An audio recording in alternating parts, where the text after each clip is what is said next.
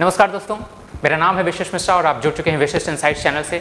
UPSC prelims का paper 2025 का UPSC prelims का पेपर हो चुका है और आप पेपर देकर आ चुके हैं। थोड़ा सा रिलैक्स करिए और जब आपको लगे कि अब आप पेपर मिलाने की स्थिति में पहुंच गए हैं तो हम आपके साथ पेपर को हल करने जा रहे हैं।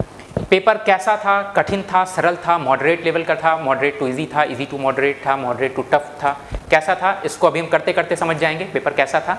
और हालांकि बहुत टफ पेपर नहीं था, यूपीएससी ने अपने स्टेटस को, अपने स्टैंडर्ड को मेंटेन रखा है। बहुत अधिक टफ नहीं हुआ है, बहुत सरल भी नहीं हुआ है पेपर, ठीक है।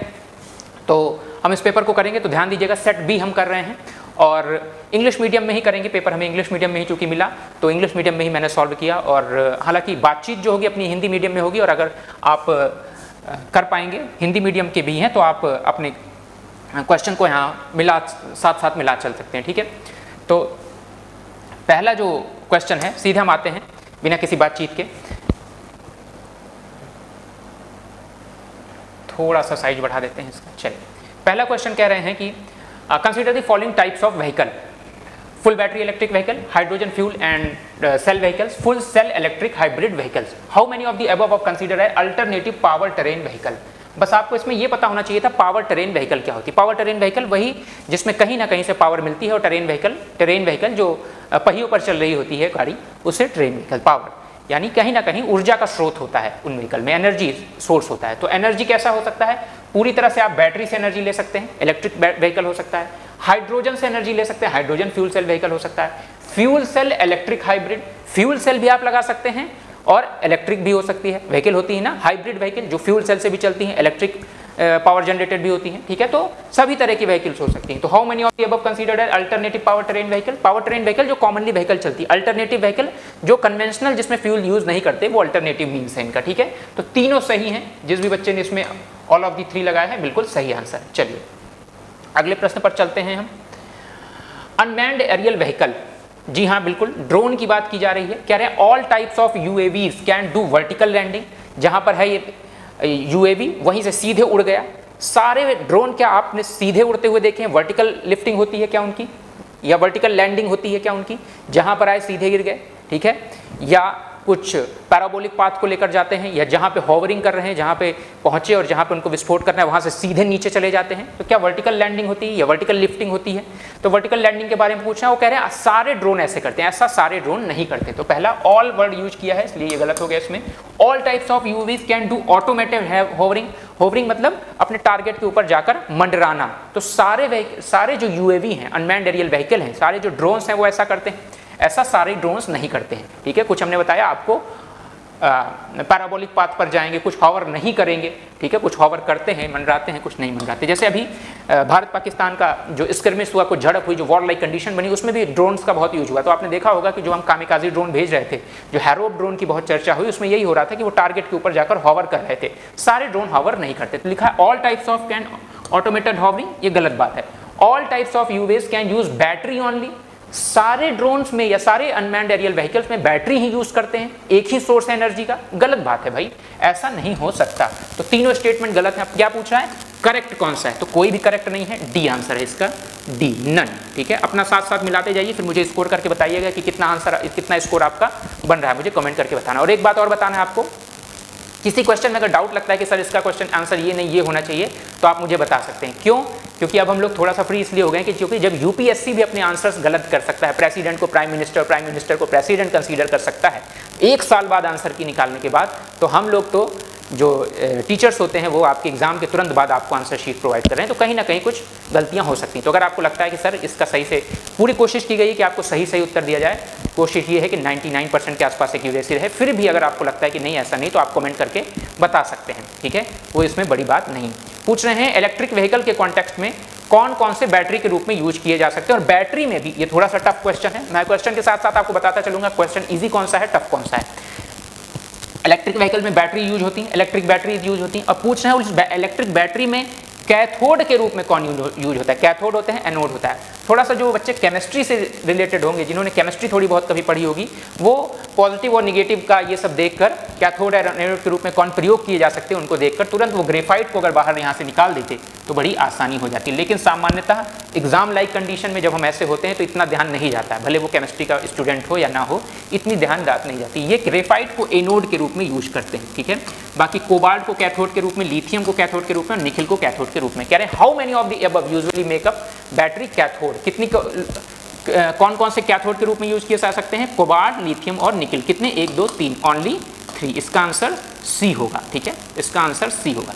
चलिए नेक्स्ट क्वेश्चन पर चलते हैं, क्वेश्चन नंबर 4। तेजी से करते हैं, बहुत ज्यादा आपका समय नहीं लेंगे। कह रहे हैं सिगरेट बट्स, आई ग्लास लेंसेज, कार टायर, 3 चीजें दी हैं। बहुत इजी क्वेश्चन है ये।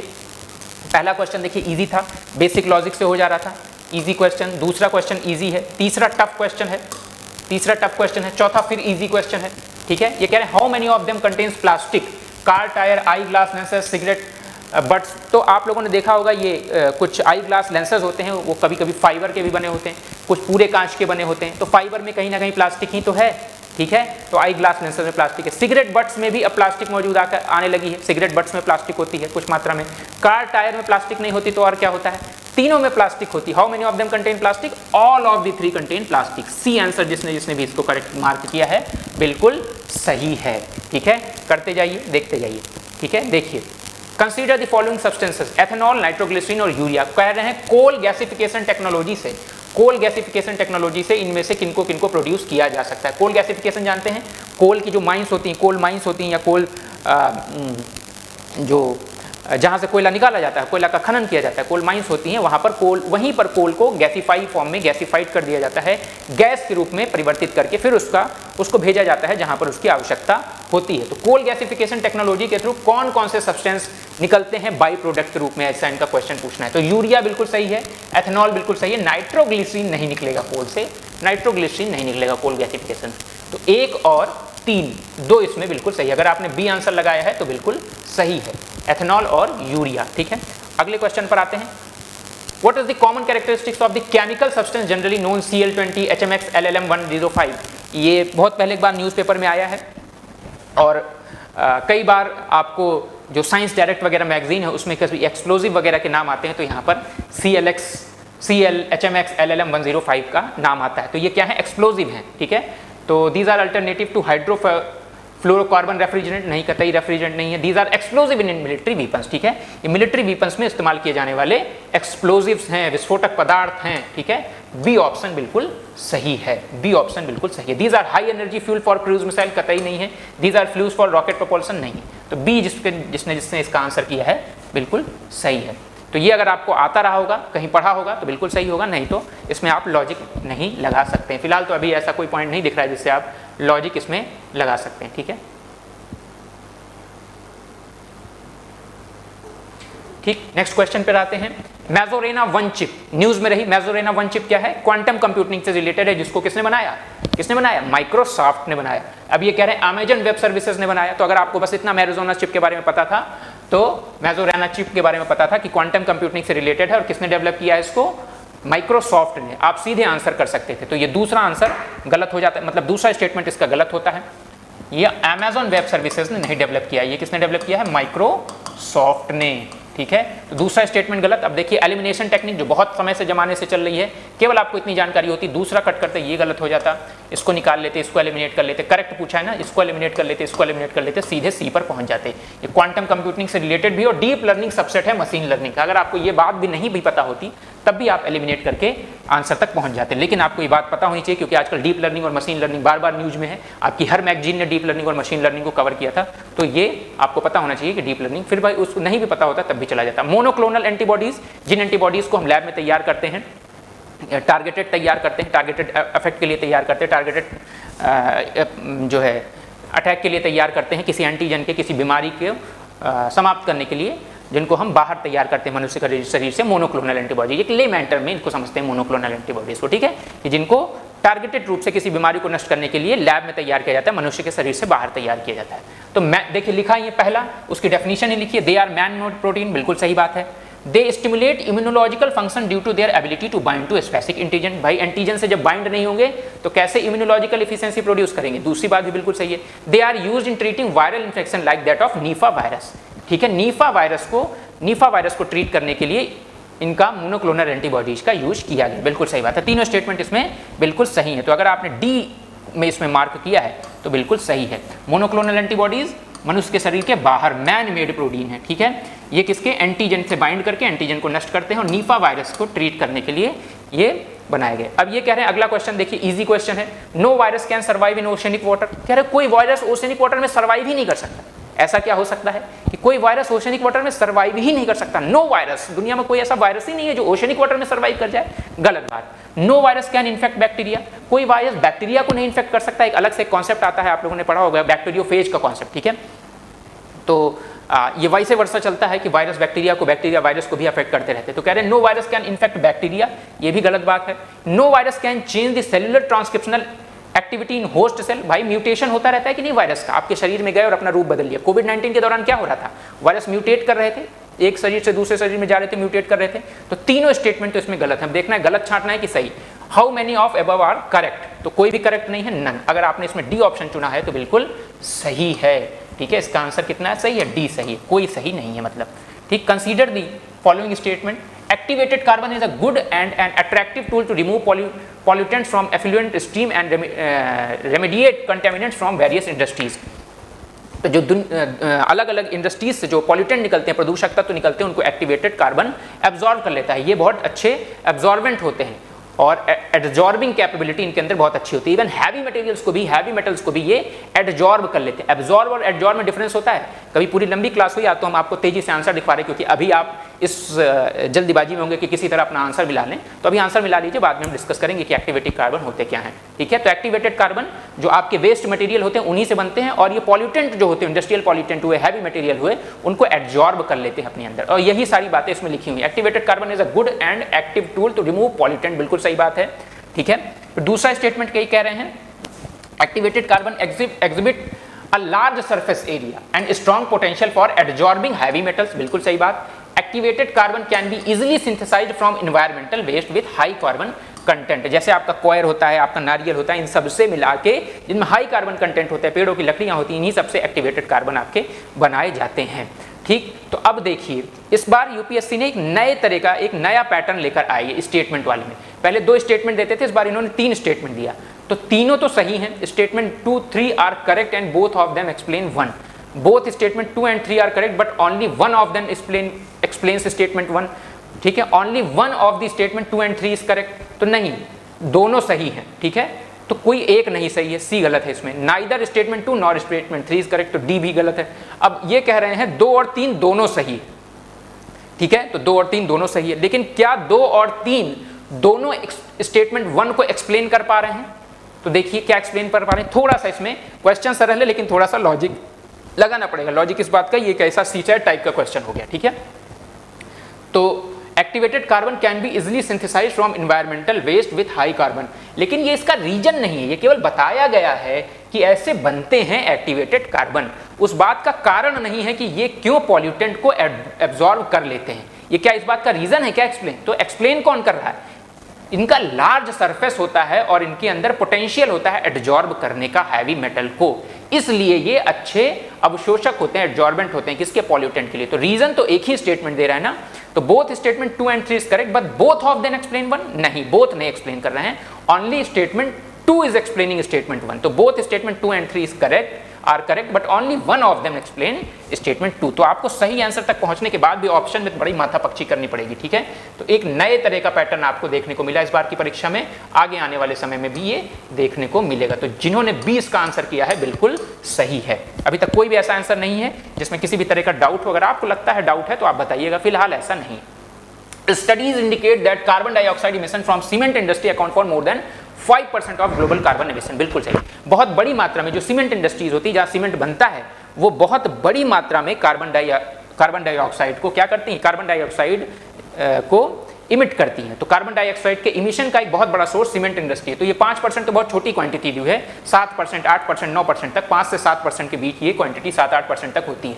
तो मोर देन 5%, तो सही है, स्टेटमेंट 1 सही, ठीक है। अब ये कह रहे silica bearing clay is mixed with limestone while manufacturing cement, तो ठीक है, लेकिन क्या ये कारण है इसका? क्या ये रीजन है? Limestone is converted into lime during clinker production for cement manufacturing. क्या इसका रीजन है कि यहाँ कार्बन डाइऑक्साइड बहुत ज्यादा मात्रा में इस वजह से प्रोड्यूस होती है क्योंकि लाइमस्टोन लाइम स्टोन कन्वर्ट हो जाता है लाइम में क्लिंकर प्रोडक्शन के दौरान? ऐसा तो नहीं है। सिलिका बियरिंग क्ले मिक्स्ड होती है लाइम स्टोन के साथ जब सीमेंट बनता है, तो क्या ये कारण है, क्या ये रीजन है अधिक कार्बन डाइऑक्साइड के? नहीं, स्टेटमेंट तो तीनों सही है कि silica bearing clay is mixed with lime stone, जब सीमेंट बनता है तो सिलिका बियरिंग क्ले होती है लाइम स्टोन के साथ मिल जाती है और लाइम स्टोन कन्वर्ट हो जाता है लाइम में जब क्लिंकर प्रोडक्शन करते हैं। तो स्टेटमेंट तीनों सही है, लेकिन एक्सप्लेनेशन नहीं है, ठीक है, एक्सप्लेनेशन नहीं है। तो both statement 1 and 2 are correct but and both of them explain statement 1 नहीं, both statement 2 but only one of them explain statement 1. neither statement 2 nor statement 3 is correct, only one of the statement 2 and 3 is correct and that explain only one of the statements 2 and 3 is correct and that explains statement 1. नहीं, statement 2 और 3 तो दोनों correct हैं, ठीक, और कोई एक ही, अब देखो जब दोनों करेक्ट हैं तो आप दो ऑप्शन बहुत आसानी से एलिमिनेट कर रहे हैं, और आप जब दो, ये भी आपको पता लग रहा है ये साफ साफ रीजन नहीं बता रहे, तो कोई एक ही रीजन बता रहा होगा। अब इसमें देखिए कि सिलिका बियरिंग, ये टफ क्वेश्चन में जाएगा, silica bearing clay is mixed with limestone while manufacturing cement, limestone is converted into lime and during clinker, फिर उसके बाद वहीं से कार्बन डाइऑक्साइड निकलता होगा, कहीं ना कहीं ऐसा होता होगा, ठीक है। तो ये है both statement 1 and 2 and 3 are correct, both of them explain, both नहीं केवल एक एक्सप्लेन करता है, तो इसमें जिन्होंने बी लगाया होगा वो बिल्कुल सही है, ठीक है, वो सेफ है, ठीक। 28th COP न्यूज में रहा, तो ये कह रहे हैं रिफ्रेन, इंडिया ने रिफ्रेन किया है signing the declaration of climate and health. 28th COP में इंडिया ने साइन नहीं किया, किस पर? Declaration on climate and health पर। बिल्कुल सही बात है, ऐसा ही हुआ। ये मैंने आपको कई, जिन्होंने मुझसे पढ़ाई की है, पढ़ा है एनवायरमेंट, उनको मैंने बताया भी था कि COP 28 में इंडिया ने इस पर साइन नहीं किया, और जहां इंडिया साइन नहीं करता वो बात बहुत जरूरी होती है ध्यान में रखने की, तो बिल्कुल सही बात है। The COP 28 declaration on climate and health is binding declaration and if signed it becomes mandatory to decarbonize health sector। तो हेल्थ सेक्टर को इतना आसान नहीं है डिकार्बनाइज करना, इवन किसी भी सेक्टर को इतना आसान नहीं डिकार्बनाइज करना। तो अगर ये आप थोड़ा सा कॉमन सेंस लगाइए कि अगर ये बाइंडिंग डिक्लेरेशन हो जाता है तो क्या आप हेल्थ सेक्टर को डिकार्बनाइज कर सकते थे? इतना आसान है किसी सेक्टर को डिकार्बनाइज करना? मैंडेटरी हो भी जाता तो क्या कोई जो टारगेट मिलता वो इतनी आसानी से अचीव हो जाता कि पूरी तरह से आप डिकार्बनाइज कर देते? तो ये मैंडेटरी नहीं है, थोड़ा सा कॉमन सेंस लगाते और आप इस स्टेटमेंट को गलत कह सकते थे। तो स्टेटमेंट 2 इज रॉन्ग। अब देखिए स्टेटमेंट 2 रॉन्ग करने के बाद क्या हम ऑप्शन तक पहुंच सकते हैं? Both statement 2 and 3 are correct, नहीं। Both statement 2 and 3 are correct, नहीं। Only one of the statement 2 and 3 is correct, हाँ only one is correct. Neither 2 neither 3 correct, 3 भी देख लो भैया। If India's health sector is decarbonized, the reliance on healthcare system may be compromised. If India's health sector is decarbonized, the resilience of its healthcare system may be compromised. May be compromised. ठीक है, पहला तो सही है, statement 1 is correct, statement 1 is correct, ठीक है, statement 1 is correct है। दूसरा इनकरेक्ट है, स्टेटमेंट 2 इज इनकरेक्ट, ठीक है। ए नहीं होगा इसमें, बी नहीं होगा, दैट एक्सप्लेन स्टेटमेंट 1। अब स्टेटमेंट 1 को एक्सप्लेन करने की क्या बात है? इस वजह से इंडिया ने नहीं साइन किया कि मैंडेटरी था, बाइंडिंग डिक्लेयर, इफ साइन तो मैंडेटरी था, तो 2 तो गलत ही हो गया, तो कैसे एक्सप्लेन करेगा 2, है ना? 2 कैसे एक्सप्लेन करेगा उसको? तो बी में आइए, both statement 1 correct, only one of the statement and that explain only one of the, तो कह रहे हैं तीसरा एक्सप्लेन कर रहा है, हाँ तीसरा एक्सप्लेन कर रहा है कि अगर डिकार्बनाइज हमने किया तो ये हमारे हेल्थ केयर के रेजिलियंस को कॉम्प्रोमाइज कर सकता है, इसीलिए इंडिया ने साइन नहीं किया। तो बिल्कुल सही बात है। तो आप तीसरे पे, तो थोड़ा इस तरह के जो नए पैटर्न पे क्वेश्चन आए थोड़ा सोचने को आपको मजबूर करेंगे। जैसे मैं यहाँ पर, आप लोग तो एग्जाम कंडीशन में बैठे होंगे, एग्जामिनेशन कंडीशन में बैठे होंगे तो बहुत डिफिकल्ट होता है ये, ठीक है, लेकिन यहाँ पर जब मैं कर रहा हूँ, तब जब अपने ईज पर हूँ, अपने कंफर्ट जोन पर हूँ, एक बार पेपर देख भी चुका हूँ, तब अगर दिक्कत आ रही तो निश्चित रूप से ये क्वेश्चन बहुत आसान नहीं था, ठीक है। तो इस नए, और जब कुछ नए पैटर्न पर आ जाता है तो थोड़ा सा दिक्कत होती है। तो इसका स्टेटमेंट 1 सही है, 2 गलत है, और स्टेटमेंट जो 3 है वो 1 को एक्सप्लेन कर रहा है, ठीक। तो 1 सही है, 2 गलत है, दोनों सही नहीं है, केवल ये है, तो इसका सी आंसर हो जाएगा। जिसने इसको सी मार्क किया है बिल्कुल सही है, मुझे लगता है आप समझ गए होंगे, ठीक। Scientific studies suggest that shift is taking place in earth rotation and axis, बिल्कुल सही। मैंने ज्योग्राफी पढ़ाई है आप लोगों को तो कई बार बताया है, मिलानकोविच मोशन, यूट्यूब की क्लासेस में बताया, मिलानकोविच मोशन के बारे में बताया है कि अर्थ की एक्सिस और जो एक लट्टू की तरह गति होती है, वॉबल लाइक मोशन होता है, उसी की बात कर रहे हैं। तो बिल्कुल सही बात है कि अर्थ अपनी एक्सिस और रोटेशन में भी चेंज कर रहा है। सोलर फ्लेयर की बात हो रही है, solar flare and associated coronal mass rejection, जो सौर विकिरण निकलता है, जो सौर लपटें निकलती हैं उनकी बात कर रहे हैं। Ejection bombarded earth outer most atmosphere with ट्रेमेंडस amount of energy, इसमें कोई बहुत बड़ी बात नहीं कही है, बिल्कुल सही है, पहला सही है, दूसरा सही है। लेकिन क्या दूसरा अर्थ का सोलर फ्लेयर निकलने की वजह से ये एक्सिस उसका चेंज हो रहा है? नहीं, ये बिल्कुल गलत बात है, ये इसको डिफाइन नहीं कर रहा है, ये इसको एक्सप्लेन नहीं कर रहा है। As the earth polar ice melt the water tend to move toward, अब भाई जो अगर ध्रुवों पर जो आइस है, पोलर आइस है, वो मेल्ट करेगी तो कहाँ आएगी? पोल्स से मेल्ट करके इक्वेटर की तरफ ही तो जाएगी। तो तीनों स्टेटमेंट सही हैं, लेकिन तीनों एक दूसरे से जुड़े हुए नहीं है, कोई एक्सप्लेनेशन नहीं कर रहा है, ठीक है।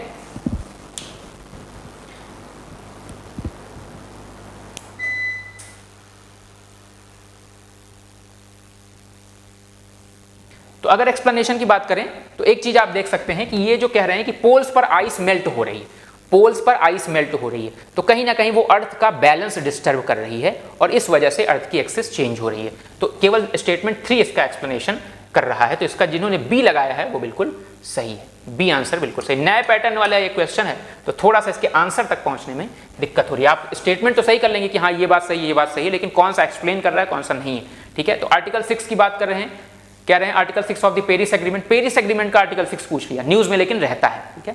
Paris article 6 of Paris agreement on climate change frequently discussed on global discussion on, simple सी बात है, साधारण सी बात है, गलत होने की कोई चांस ही नहीं है, कि बस इतना कह रहे हैं कि अक्सर डिस्कस न्यूज में रहते हैं, तो भाई न्यूज में तो रहते ही। Article 6 of Paris agreement on climate change sets out the principle of carbon market, carbon की मार्केटिंग से रिलेटेड है, कार्बन मार्केट से रिलेटेड है, बिल्कुल सही बात है, ठीक। अब कह रहे हैं article 6 of the Paris agreement on climate change intends to promote inter country non market strategies to reach their climate target. हाँ, इंटर कंट्री नॉन मार्केट, ये अपने क्लाइमेट टारगेट जो बनाए हैं उन तक पहुंचने के लिए एक व्यवस्था बनाई गई है, तीसरा है, ठीक है। और इसी वजह से ये न्यूज में रहते हैं, ठीक है। क्यों? क्योंकि कार्बन मार्केट को प्रिंसिपल को सेट करते हैं और ये क्लाइमेट टारगेट तक पहुंचने का प्रयास कर रहे हैं, इसी वजह से ये न्यूज में रहते हैं। तो दोनों एक्सप्लेन कर रहे हैं स्टेटमेंट 1 को, both statement 2 and correct and both of them explain 1, बिल्कुल सही। जिसने भी करेक्ट किया है, जिसका भी पेपर है वो बिल्कुल सही करेक्ट करके आया, तो जिसने भी इसको ए करेक्ट किया है बिल्कुल सही है, ठीक है, बिल्कुल सही है। कि आर्टिकल 6 जो है पेरिस एग्रीमेंट में, आर्टिकल 6 की जो बात हुई थी, कार्बन मार्केटिंग की बात करते हैं, और ये कह रहे हैं आर्टिकल 6 हमेशा न्यूज में रहते हैं स्टेटमेंट 1 में, तो बिल्कुल सही बात, हमेशा न्यूज में रहते हैं। फिर कह रहे हैं न्यूज में क्यों रहते हैं? क्योंकि कार्बन मार्केटिंग की भी बात करते हैं, इंटर कंट्री कार्बन मार्केटिंग की बात करते हैं, जिससे जो कार्बन टारगेट्स हमने बनाए हैं, जहां तक हमको पहुंचना है क्लाइमेट चेंज वाले जो टारगेट हैं अपने, वहां तक हम समय से पहले या टारगेट वाले समय तक पहुंच जाएं, यही इसके, ठीक। ये कह रहे हैं नेचर सोल्यूशन फाइनेंस हब, अगर आपको ये पता होगा तो ठीक है, नहीं पता है तो ये आप लॉजिक नहीं लगा सकते, लेकिन इसमें अगर थोड़ा सा ध्यान दें, थोड़ा सा लॉजिक अगर आप गेस लेना चाहते भी थे तो देख सकते हैं इसमें कहाँ गेस ले सकते हैं। Asian infrastructure investment bank, new development bank, IBRD international bank for reconstruction and development. तो अगर आप देखोगे तो अगर आपको पता होगा तो ये दो चीज़ें आप बड़ी आसानी से हटा सकते हो, एशियन इंफ्रास्ट्रक्चर इन्वेस्टमेंट बैंक और न्यू डेवलपमेंट बैंक। ये जब देशों में लोन वगैरह बढ़ जाता है, लोन वगैरह चाहिए होता है, तो ये नेचर से रिलेटेड सोल्यूशन आपको या तो IBRD वर्ल्ड बैंक या फिर आपको एशियन डेवलपमेंट बैंक प्रोवाइड करेंगे। तो इसका आंसर एशियन डेवलपमेंट बैंक है। तो 50% पर अगर जाकर आप कुछ गेस करते तो कर सकते हैं, लेकिन इतना आसान नहीं होता एग्जामिनेशन हॉल में बैठकर गेस करना, ठीक है। एशियन सोल्यूशन फाइनेंस हब या तो आपको पता ही होता पहले से, ठीक है।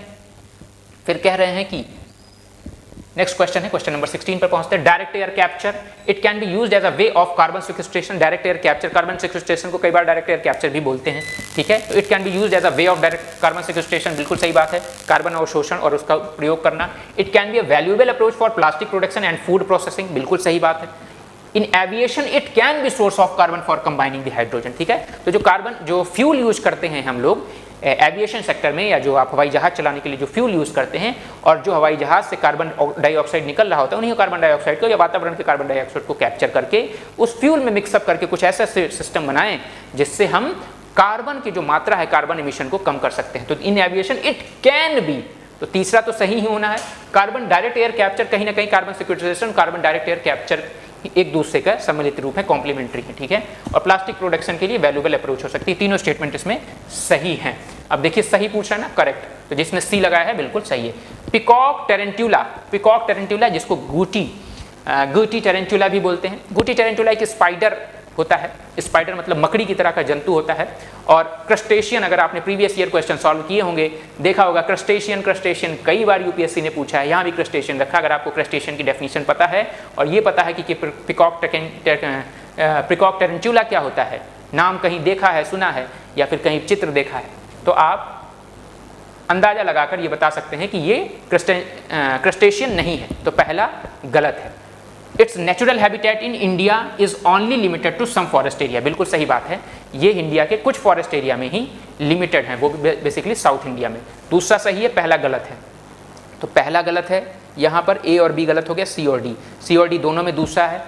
It's natural habitat, it is an arboreal species, जो पेड़ों पर रहते हैं, तो बिल्कुल अर्बोरियल स्पीसीज हैं जो पेड़ों पर रहते हैं। तो दूसरा और तीसरा सही है, डी इसका आंसर बिल्कुल सही है, 17 का डी सही है। देखिए होता क्या है, जब आप आंसर जब एग्जाम के तुरंत बाद आकर आंसर मिलाते हैं तो उसी माइंड सेट में रहते हैं जैसे एग्जाम में रहते हैं, तो आपको लगता है नहीं सर गलत बता रहे हैं, मेरा सही है। तो कई बार आपको लगेगा कि अपना सही है, लेकिन उसको मिलाइएगा।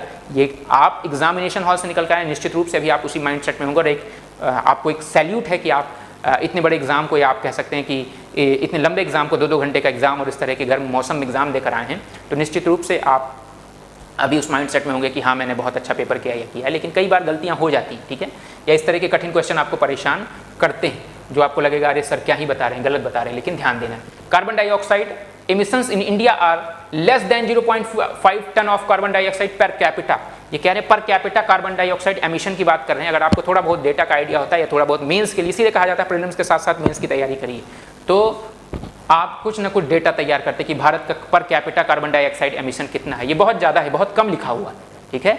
भारत का ये पर कैपिटा ये ज़्यादा है, 0.5 नहीं 2.5 से भी ज़्यादा है, ठीक है, 5 के आसपास का है। ये तो 0.5 तो आइडियल कंडीशन के आसपास का है, ठीक है। तो पहला स्टेटमेंट गलत हो गया। जैसे ही आप पहला गलत निकालेंगे बी और सी बच जाएगा। In terms of carbon dioxide emission from fuel consumption India rank second in Asia Pacific region. अच्छा, electricity and heat producers are the largest sources of carbon dioxide emission in India. Electricity, हाँ बिल्कुल भाई, आपको पता है कि भारत में कार्बन डाइऑक्साइड का लार्जेस्ट एमिटर कौन है?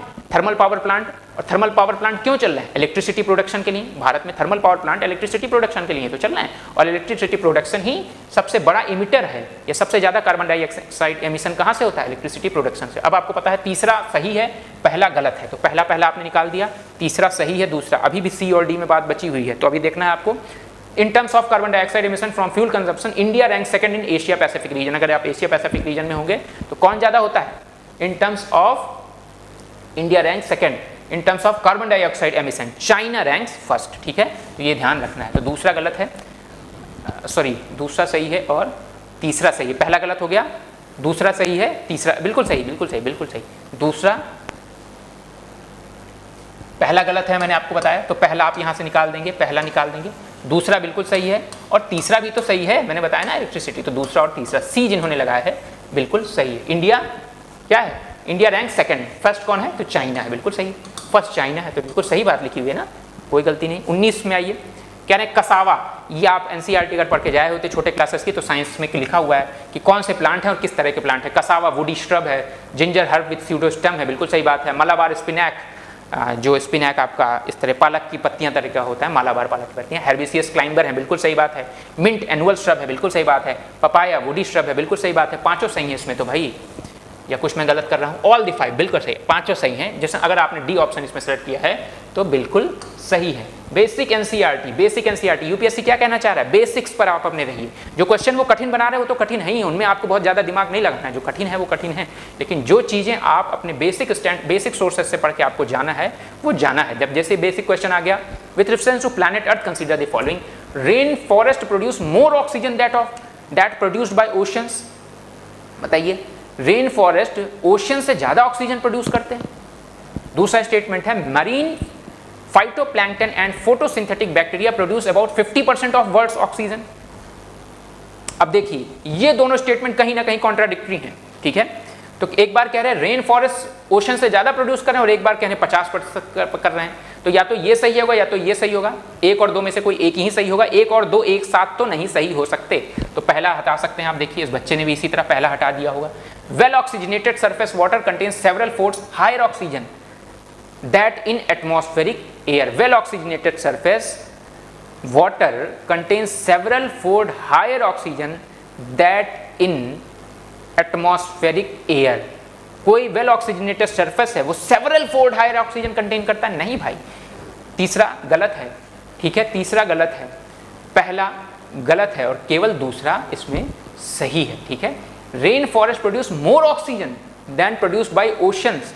ओशंस में ज़्यादा ऑक्सीजन प्रोड्यूस होती है, ठीक है, ये आपको ध्यान रखना है। तीसरा गलत है, तो इसका बी आंसर जिसने भी लगाया है बिल्कुल सही है, बी आंसर जिसने भी लगाया है बिल्कुल सही। अगर आपको कहीं लग रहा होगा तो आप इनको मिलाइएगा, चेक करिएगा, अपने सोर्सेज से चेक करिएगा, अपनी बुक से चेक करिएगा और हमें बताइएगा कि सर ऐसा नहीं, ठीक है, सीधे नहीं आ जाएगा, नहीं उठा के बिना किसी लॉजिक बिना किसी रीजन के, नहीं सर ये क्यों सही है कि हमको लगता है इसलिए सही, नहीं, आपको लगने से नहीं होता ना, कहीं आपको देखिए उसका प्रॉपर हमें एविडेंस दिखाइए कि हाँ सर यहाँ पर है इस तरह, इसलिए ये गलत है, तब बताइएगा ना। अर्घहट्टा, आपको कई बार हम बताते हैं कि एनसीईआरटी जब पढ़िए तो जो ब्लॉक्स में बने हुए हैं उनको जरूर पढ़िए। एनसीईआरटी में अर्घहट्टा के बारे में लिखा हुआ है, ठीक है। A water bag made of leather pulled over pulley, गलत बात है। A water bag made of leather pulled, made of leather के बने हुए वाटर बैग जो पुली के ऊपर खींचे जा रहे हैं, गलत। A large wheel with earthen pot and tied to outer ends with its spokes, ठीक है। A larger earthen pot driven by bullocks, a large water bucket pulled up by rope directly by hand, नहीं, directly hand से नहीं खींचे जा रहे हैं ये अर्घहट्टा, ठीक है। आप रहट वगैरह गाम सुने होंगे, अरहट चला फिर रहट हुआ, यही उसी शब्द से आया है। अर्घहट्टा पहले उसको कहते थे, फिर अरहट कहने लगे, फिर रहट कहने लगे, ठीक है। इसमें क्या होता था, एक बुलक है जो जिस एक पहिया लगा है और उसके चारों ओर घूम रही है, ठीक, और वो पानी जो है किसी कुएं वगैरह से निकाल रहे हैं, ठीक है। A larger other pot driven by bullocks, तो ये आपको ध्यान रखना है। अब देखिए इसमें थोड़ा सा डिस्कशन चलेगा आने वाले समय में, हो सकता है बी और सी में थोड़ा सा विवाद चले, लेकिन अभी के लिए आप बी, अगर आपने सी मार्क किया है तो आप सही कर सकते हैं, ठीक है। अब देखिए राजा राम मोहन राय के बारे में कहा गया, ही possessed great love and respect for the traditional philosophical system of east, बिल्कुल सही बात है। वो प्रेम दिखाया उन्होंने, जो ईस्ट का फिलोसफिकल सिस्टम था उसके प्रति प्रेम दिखाया। He desired his countrymen to accept rational and scientific approach, बिल्कुल सिंपल से स्टेटमेंट है, दोनों सही है। अगर आपने इसको सी लगाया है, 21 का आंसर सी लगाया है तो बिल्कुल सही बात है, ठीक है। नॉन कोऑपरेशन प्रोग्राम के लिए देखिए सरल क्वेश्चन आया, बाइकआउट ऑफ, क्या कह रहे हैं, consider the following subject regard to non cooperation movement, how many of the above were part of non cooperation program. Non cooperation movement के दौरान कौन कौन मुख्य भाग थे, कौन कौन पार्ट थे उस प्रोग्राम का।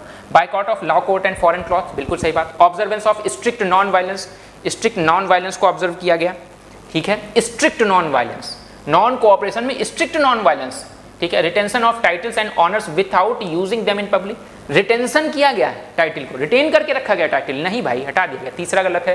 दूसरा गलत है, establishment of panchayat for settling dispute, panchayat का एस्टेब्लिशमेंट डिस्प्यूट सेटलमेंट के लिए नॉन कोऑपरेशन मूवमेंट में नहीं किया गया। Boycott of law court and foreign cloth, तो ओनली वन, एक सही है केवल, इसमें केवल एक सही है, ठीक है, इसमें केवल एक सही है। रिटेंशन ऑफ टाइटल्स कहाँ किया गया भाई, टाइटल को रिटेन, और स्ट्रिक्ट नॉन वायलेंस कहाँ हुआ, ठीक है, स्ट्रिक्ट नॉन वायलेंस नहीं हटा किया, ठीक। 24 का ये है, मत विलास विचित्र वित्र और गुण भरा किसे कहा गया। अगर आप एनसीईआरटीज पढ़ें तो बहुत सरल क्वेश्चन है, इजी लेवल का क्वेश्चन है, और अगर आपने तमिलनाडु एनसीईआरटी पढ़ी होगी तब भी पढ़ा होगा, जहाँ चोला और चोलचेर और साउथ इंडिया का एनसीईआरटी लिखा हुआ है, वहाँ मत विलास महेंद्र वर्मन फर्स्ट के बारे में कहा गया। तो महेंद्र वर्मन फर्स्ट को कहा जाता था मत विलास, जिसने मत विलास पर हसन किताब लिखी, फिर विचित्र चित्र, ठीक है। तो ये सब किसे कहा गया, महेंद्र वर्मन फर्स्ट को कहा गया। फायान किसके समय में आया था, इससे इजी क्वेश्चन आप क्या ही लेंगे यूपीएससी के एग्जाम में, चंद्रगुप्त सेकंड के कार्यकाल में फायान, ठीक है। जिसने भी चंद्रगुप्त सेकंड लगाया बिल्कुल सही है, वहाँ पर महेंद्र वर्मन फर्स्ट, अगर आपने ऑप्शन नंबर ए सेलेक्ट किया है तो बिल्कुल सही है, ठीक है, ध्यान रखिएगा, महेंद्र वर्मन, ठीक, महेंद्र वर्मन, ठीक है। चलिए अगले पे आते हैं, कौन सा राजा था सूर्य विजय का, जो जिसका पावरफुल मैरीटाइम स्टेट था, कोस्टल स्टेट था, जिसने मलय पेनिनसुला पर भी रूल किया, मलेशिया वगैरह जो आज का है, ठीक है, साउथ ईस्ट एशिया, सुमात्रा, जावा और नेबरी कंट्रीज पर शासन किया है। आप सबको ये भी बड़ा इजी क्वेश्चन है, कई बार घुमा फिरा के यूपीएससी समझिए रिपीट किया इस क्वेश्चन को।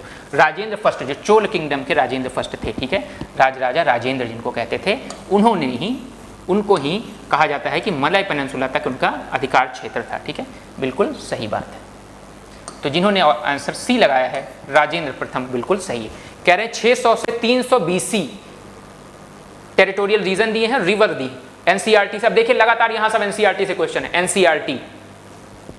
एनसीईआरटी फायान कब आया, एनसीईआरटी देखिए, एनसीईआरटी लगता है एग्जामिनर ने खोली और फिर एक साथ क्वेश्चन बनाना शुरू कर दिया। ये यहां से देखिए शुरू, देखिए ये एक पैटर्न देखिए, हमने आपको जब ये बताया तो एनसीईआरटी, साइंस की एनसीईआरटी छोटे क्लास की, 7th 8th की क्लास की, ठीक है। फिर देखिए planet earth NCERT, rain forest में अधिक ऑक्सीजन होती एनसीईआरटी, ठीक है, एनसीईआरटी से उठाई गई लाइन। राजा राम मोहन राय एनसीईआरटी, वो भी बहुत बेसिक से टर्म्स दिए हुए हैं। नॉन कोऑपरेशन मूवमेंट में क्या क्या हुआ एनसीईआरटी, बहुत बेसिक सी बात। अर्गा हट्टा डिब्बा बना के लिखा हुआ है, ब्लॉग बना के लिखा हुआ एनसीईआरटी में, बेसिक सी बात। मत्स्य विलास विचित्र चित्र एनसीईआरटी, और आपका साउथ इंडिया की जो बुक है, तमिलनाडु की जो बुक चलती है पढ़ते हैं आप लोग, फाहियान एनसीईआरटी, लगातार एनसीईआरटी। ये देखिए एनसीईआरटी, राजराजा राजेंद्र एनसीईआरटी। ये देखिए एनसीईआरटी, एनसीईआरटी में मैप बनाया ना 16 महाजनपदों का, और सबके बगल से नदी गई है, बस केवल उस मैप को देखना था और क्वेश्चन आ गया। अस्माका से गोदावरी निकलती है। अच्छा, कंबोज से विपाशा, भैया कंबोज अगर आप थोड़ा सा दिमाग लगाए होते, कंबोज कंबोज कहाँ, कंबोज कहाँ, क्या नाम है आपका, जो कांधार वाला रीजन अफगानिस्तान में। ब्यास, विपाशा को विपाशा या विपास या इसी को तो ब्यास नदी कहते हैं, सबसे छोटी नदी है, सबसे इंडस की सबसे छोटी ट्रिब्यूटरी है। कहाँ आपकी अफगानिस्तान तक पहुंच जाएगी ये, दूसरा तो गलत ही है। अवंती महानदी, कोसल सरयू नदी, कोसल आपका ये फैजाबाद अयोध्या वाला क्षेत्र जहां से सरयू नदी, तो कोसल सरयू नदी सही है। अस्माकम गोदावरी सही है, ठीक है। अवंती महानदी कहाँ बह जाएगी, उज्जैन में। शिप्रा नदी है, अवंती शिप्रा नदी। तो आप उस मैप को सही से पढ़े होते तो आपके लिए आसान हो जाता काम। तो 2 गलत है इसमें, केवल 2 सही है इसमें। जिन्होंने बी आंसर लगाया है वो सही। लगातार 10 क्वेश्चन एनसीईआरटी से पूछे गए हैं, ओनली 2, ठीक है। फिर कौन कहेगा कि पेपर कठिन है, क्यों? क्योंकि जिन्होंने एनसीईआरटी पढ़ी उनके लिए आसान हो गया मामला, ठीक। विष्णु दिगंबर पालुस्कर ने गंधर्व महाविद्यालय, जो म्यूजिक ट्रेनिंग स्कूल था 1901 में, पहली बार कहां खोला? तो इसका आंसर लाहौर है। इसका सोर्स आपको धीरे धीरे पता लग जाएगा कहां से पूछा गया, लाहौर से। थोड़ा टफ क्वेश्चन है। अब ये फिर एनसीईआरटी से आ गया। प्रादेशिका रज्जुका युक्ता कई बार पूछा गया है। एक बार पहले पूछा गया है प्रादेशिका युक्ता और रज्जुका में ऑर्डर लगाइए हायर पोस्ट से लोअर पोस्ट पर, ठीक। अब ये पूछ लिया कि कौन से प्रशासन का अंग है ये, जिला जो है ग्राम पंचायत, ग्राम प्रशासन का, जिला प्रशासन का, प्रोविंशियल एडमिनिस्ट्रेशन का, तो किसका है? डिस्ट्रिक्ट लेवल एडमिनिस्ट्रेशन का। डिस्ट्रिक्ट लेवल एडमिनिस्ट्रेशन में प्रादेशिका जो सबसे बड़े अधिकारी, फिर उसके नीचे रज्जुका, फिर उसके नीचे के अधिकारी युक्तास कहलाते थे, ठीक है। ये भी एनसीईआरटी से ही है। एनसीईआरटी करीब करीब 10 क्वेश्चन अब तक आपको एनसीईआरटी से दिख चुके हैं। ये देखिए अगला question, non cooperation movement NCERT कह रहे हैं Congress declared attainment of Swaraj by legitimate and peaceful means. भाई यही तो ऑब्जेक्टिव था नॉन कोऑपरेशन मूवमेंट का कि स्वराज प्राप्त करना है 1 साल के अंदर पीसफुल मैनर में, तो बिल्कुल सही बात है। It was to implemented in stages with civil disobedience and non payment of taxes. पहले सिविल डिसोबीडियंस होगा, फिर हम टैक्स नहीं चुकाएंगे। अगर हमारी बात नहीं मानी जाती तो आगे आने वाले समय में हम टैक्स नहीं चुकाएंगे। Only Swaraj did not come with 1 साल में स्वराज, यही तो बात कही गई थी। और अगर 1 साल में स्वराज नहीं मिलता है तो हम टैक्स नहीं चुकाएंगे, ठीक है। तो ये बात हो गई। तो दोनों स्टेटमेंट सही है, बोथ 1 and 2 एनसीईआरटी, ठीक है, एनसीईआरटी, ठीक। सी इसका आंसर है। चलिए इकोनॉमिक्स के क्वेश्चन, with reference to investment consider the following. Alternative investment fund के बॉन्ड और स्टॉक्स अल्टरनेटिव इन्वेस्टमेंट फंड होते हैं क्या? ये प्राइवेटली पूल्ड फंड है। Alternative investment fund privately pooled fund है जो अलग अलग शेयर्स हैं, अलग अलग कंपनीज के शेयर्स हैं जिनको पूल कर दिया गया है एक साथ। तो हेज फंड है, वेंचर कैपिटल और हेज फंड। बेसिकली आपको हम जब पढ़ाते हैं अल्टरनेटिव इन्वेस्टमेंट फंड, वहाँ बताते हैं अल्टरनेटिव इन्वेस्टमेंट फंड के पार्ट है हेज फंड और वेंचर कैपिटल। बॉन्ड और स्टॉक इसमें से कहाँ हो गए? तो ओनली टू। कौन कौन से? हेज फंड और ये अल्टरनेटिव इन्वेस्टमेंट फंड का पार्ट है, ओनली 2। अब कह रहे reserve bank, which of the following are the sources of. Reserve bank कैसे पैसा कमाता है? सोर्सेज ऑफ इनकम पूछ रहे हैं, रिजर्व बैंक के सोर्सेज ऑफ इनकम पूछ रहे हैं। अच्छा अब देखिए कितना आसान क्वेश्चन, लॉजिक लगाइए। Buying and selling government bond को बेचता है, खरीदता है, उससे उसको कुछ अर्न होता है, ठीक है, बिल्कुल सही बात है। Buying and selling of foreign currency, ठीक है, फॉरेन एक्सचेंज को मैनेज कर रहा है तो फॉरेन करेंसी से उसको अर्निंग हो रही। पेंशन फंड मैनेजमेंट, आरबीआई क्या पेंशन का मैनेजमेंट करता है क्या? उसके लिए तो अलग संस्था है ना, पीएफआरडीए है ना पेंशन फंड को मैनेजमेंट करने के लिए। Pension fund regulatory department pension fund regulatory development authority, तो पेंशन फंड मैनेजमेंट नहीं है इसका। तो तीसरा आप हटा दोगे तो देखो तीसरा हटाने पर हम कहीं तक पहुंचते हैं क्या? तीसरा किन किन ऑप्शंस में है?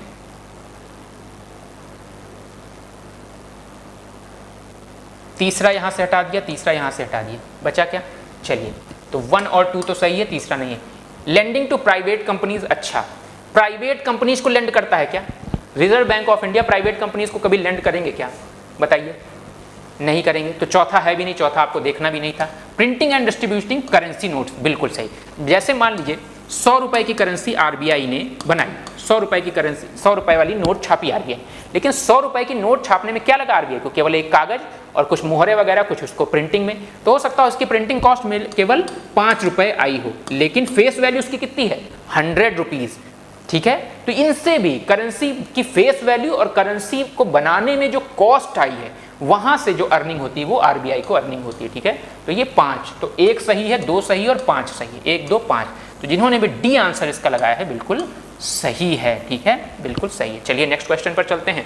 ऑर्गेनाइजेशन, उनका फंक्शन क्या है, ये किसके अंडर वर्क करते हैं? इन्फोर्समेंट ऑफ डायरेक्टरेट, ईडी पूरे साल 2 साल पता नहीं कब से ईडी चल रहा है। तो मिनिस्ट्री ऑफ होम अफेयर्स में आती है क्या ईडी? कभी नहीं। आपको जैसे ही देख लेते works under ministry of home affairs, तुरंत इसको हटा देना था। ऐसा हो ही नहीं सकता। इतना न्यूज में पढ़ते हो, मिनिस्ट्री कैसे होम अफेयर्स हो सकती है इसकी? डायरेक्टोरेट ऑफ, इसकी जो है इसका डिपार्टमेंट क्या है? रेवेन्यू, और मिनिस्ट्री ऑफ फाइनेंस में आती है। Department of revenue, ministry of finance. Directorate of revenue intelligence, department of revenue, ministry of finance. सही है, ठीक। Directorate general system and data management, ये बताइए। Directorate general system and data management, department of revenue, ministry of finance. ठीक है, तो इसमें क्या है कि how many of the above rows are information correctly matched? 2 correctly matched, only 2। ठीक है, ध्यान रखिएगा 2। ठीक है, चलिए ईडी वाला अगर आपको पता होता सीधे आंसर तक आप पहुंच जाते। कह रहे reserve bank of India mandates all the listed companies in India to submit business responsibility and sustainability report। कुछ नहीं आपको पता है business responsibility sustainability report क्या होती है, लेकिन फिर भी इसके आंसर तक आप कैसे पहुंच सकते थे? भाई बिजनेस करना, कंपनीज, ये रिजर्व बैंक क्यों देखेगा? रिजर्व बैंक का तो काम है, reserve bank is the bank of banks. ठीक है, लिस्टेड कंपनीज को मैंडेट क्यों करेगी? वो भी बिजनेस रिस्पॉन्सिबिलिटी और सस्टेनेबिलिटी रिपोर्ट छापने के लिए मैंडेट क्यों करेगी रिजर्व बैंक ऑफ इंडिया? वो तो बैंक्स के लिए कर सकती है ना, ये काम तो सेबी करेगा ना, securities exchange authority, securities and exchange board of India. ठीक है, सेबी करेगी ना ये काम, ये आरबीआई का तो काम है नहीं। तो पहला स्टेटमेंट गलत हो गया। In India a company submitting BSSR make disclosure in the report that they are largely non financial in nature. तो नॉन फाइनेंशियल मतलब कितना सस्टेनेबिलिटी के लिए काम कर रहे हैं, कोई कंपनी है कितना इन्वायरमेंटल फ्रेंडली है, कितना वो इन्वायरमेंटल फ्रेंडली प्रोडक्ट बना रही है, कैसे वो काम कर रही है, CSR एक्टिविटीज़ में क्या इन्वॉल्व है, यही कहीं ना कहीं बिजनेस रिस्पॉन्सिबिलिटी और सस्टेनेबिलिटी रिपोर्ट में यही सेबी को सौंपती हैं कंपनियां, लिस्टेड कंपनियां। वो भी सारी लिस्टेड कंपनियां कभी नहीं। ठीक है, वो कंपनियां तो केवल 2 सही है इसमें, ओनली 2 इज करेक्ट। ठीक है, जिन्होंने बी लगाया है वो बिल्कुल सही है। फिर कह रहे हैं next question, in India income from allied agriculture like poultry farming and wool rearing in rural areas is exempted from any tax. थोड़ा सा ट्रिकी बनाने की कोशिश की गई। आप देखते कि भाई हमारे यहाँ तो एग्रीकल्चर एक्टिविटीज टैक्स नहीं है, लेकिन एग्रीकल्चर एक्टिविटीज के साथ कुछ और लिख दिया, पोल्ट्री फार्मिंग, वूल रियरिंग, तो ये कहीं ना कहीं टैक्स्ड हैं। वूल रियरिंग, पोल्ट्री फार्मिंग में कहीं ना कहीं जो उनसे आपको धनार्जन होता है, जो आप कैपिटल गेन कर रहे हैं, जो आप एसेट गेन कर रहे हैं, जो आप कमा रहे हैं, जो आपको इनकम, इनफैक्ट इनकम, एसेट और कैपिटल छोड़िए, इनकम जो आपको जनरेट हो रही है वो क्या है, उन पर टैक्स लगता है। ठीक है, तो ये पहला स्टेटमेंट सही। In India rural agriculture land is not considered a capital asset. आपके पास एग्रीकल्चर लैंड है कहीं गांव में, तो वो क्या कैपिटल एसेट है?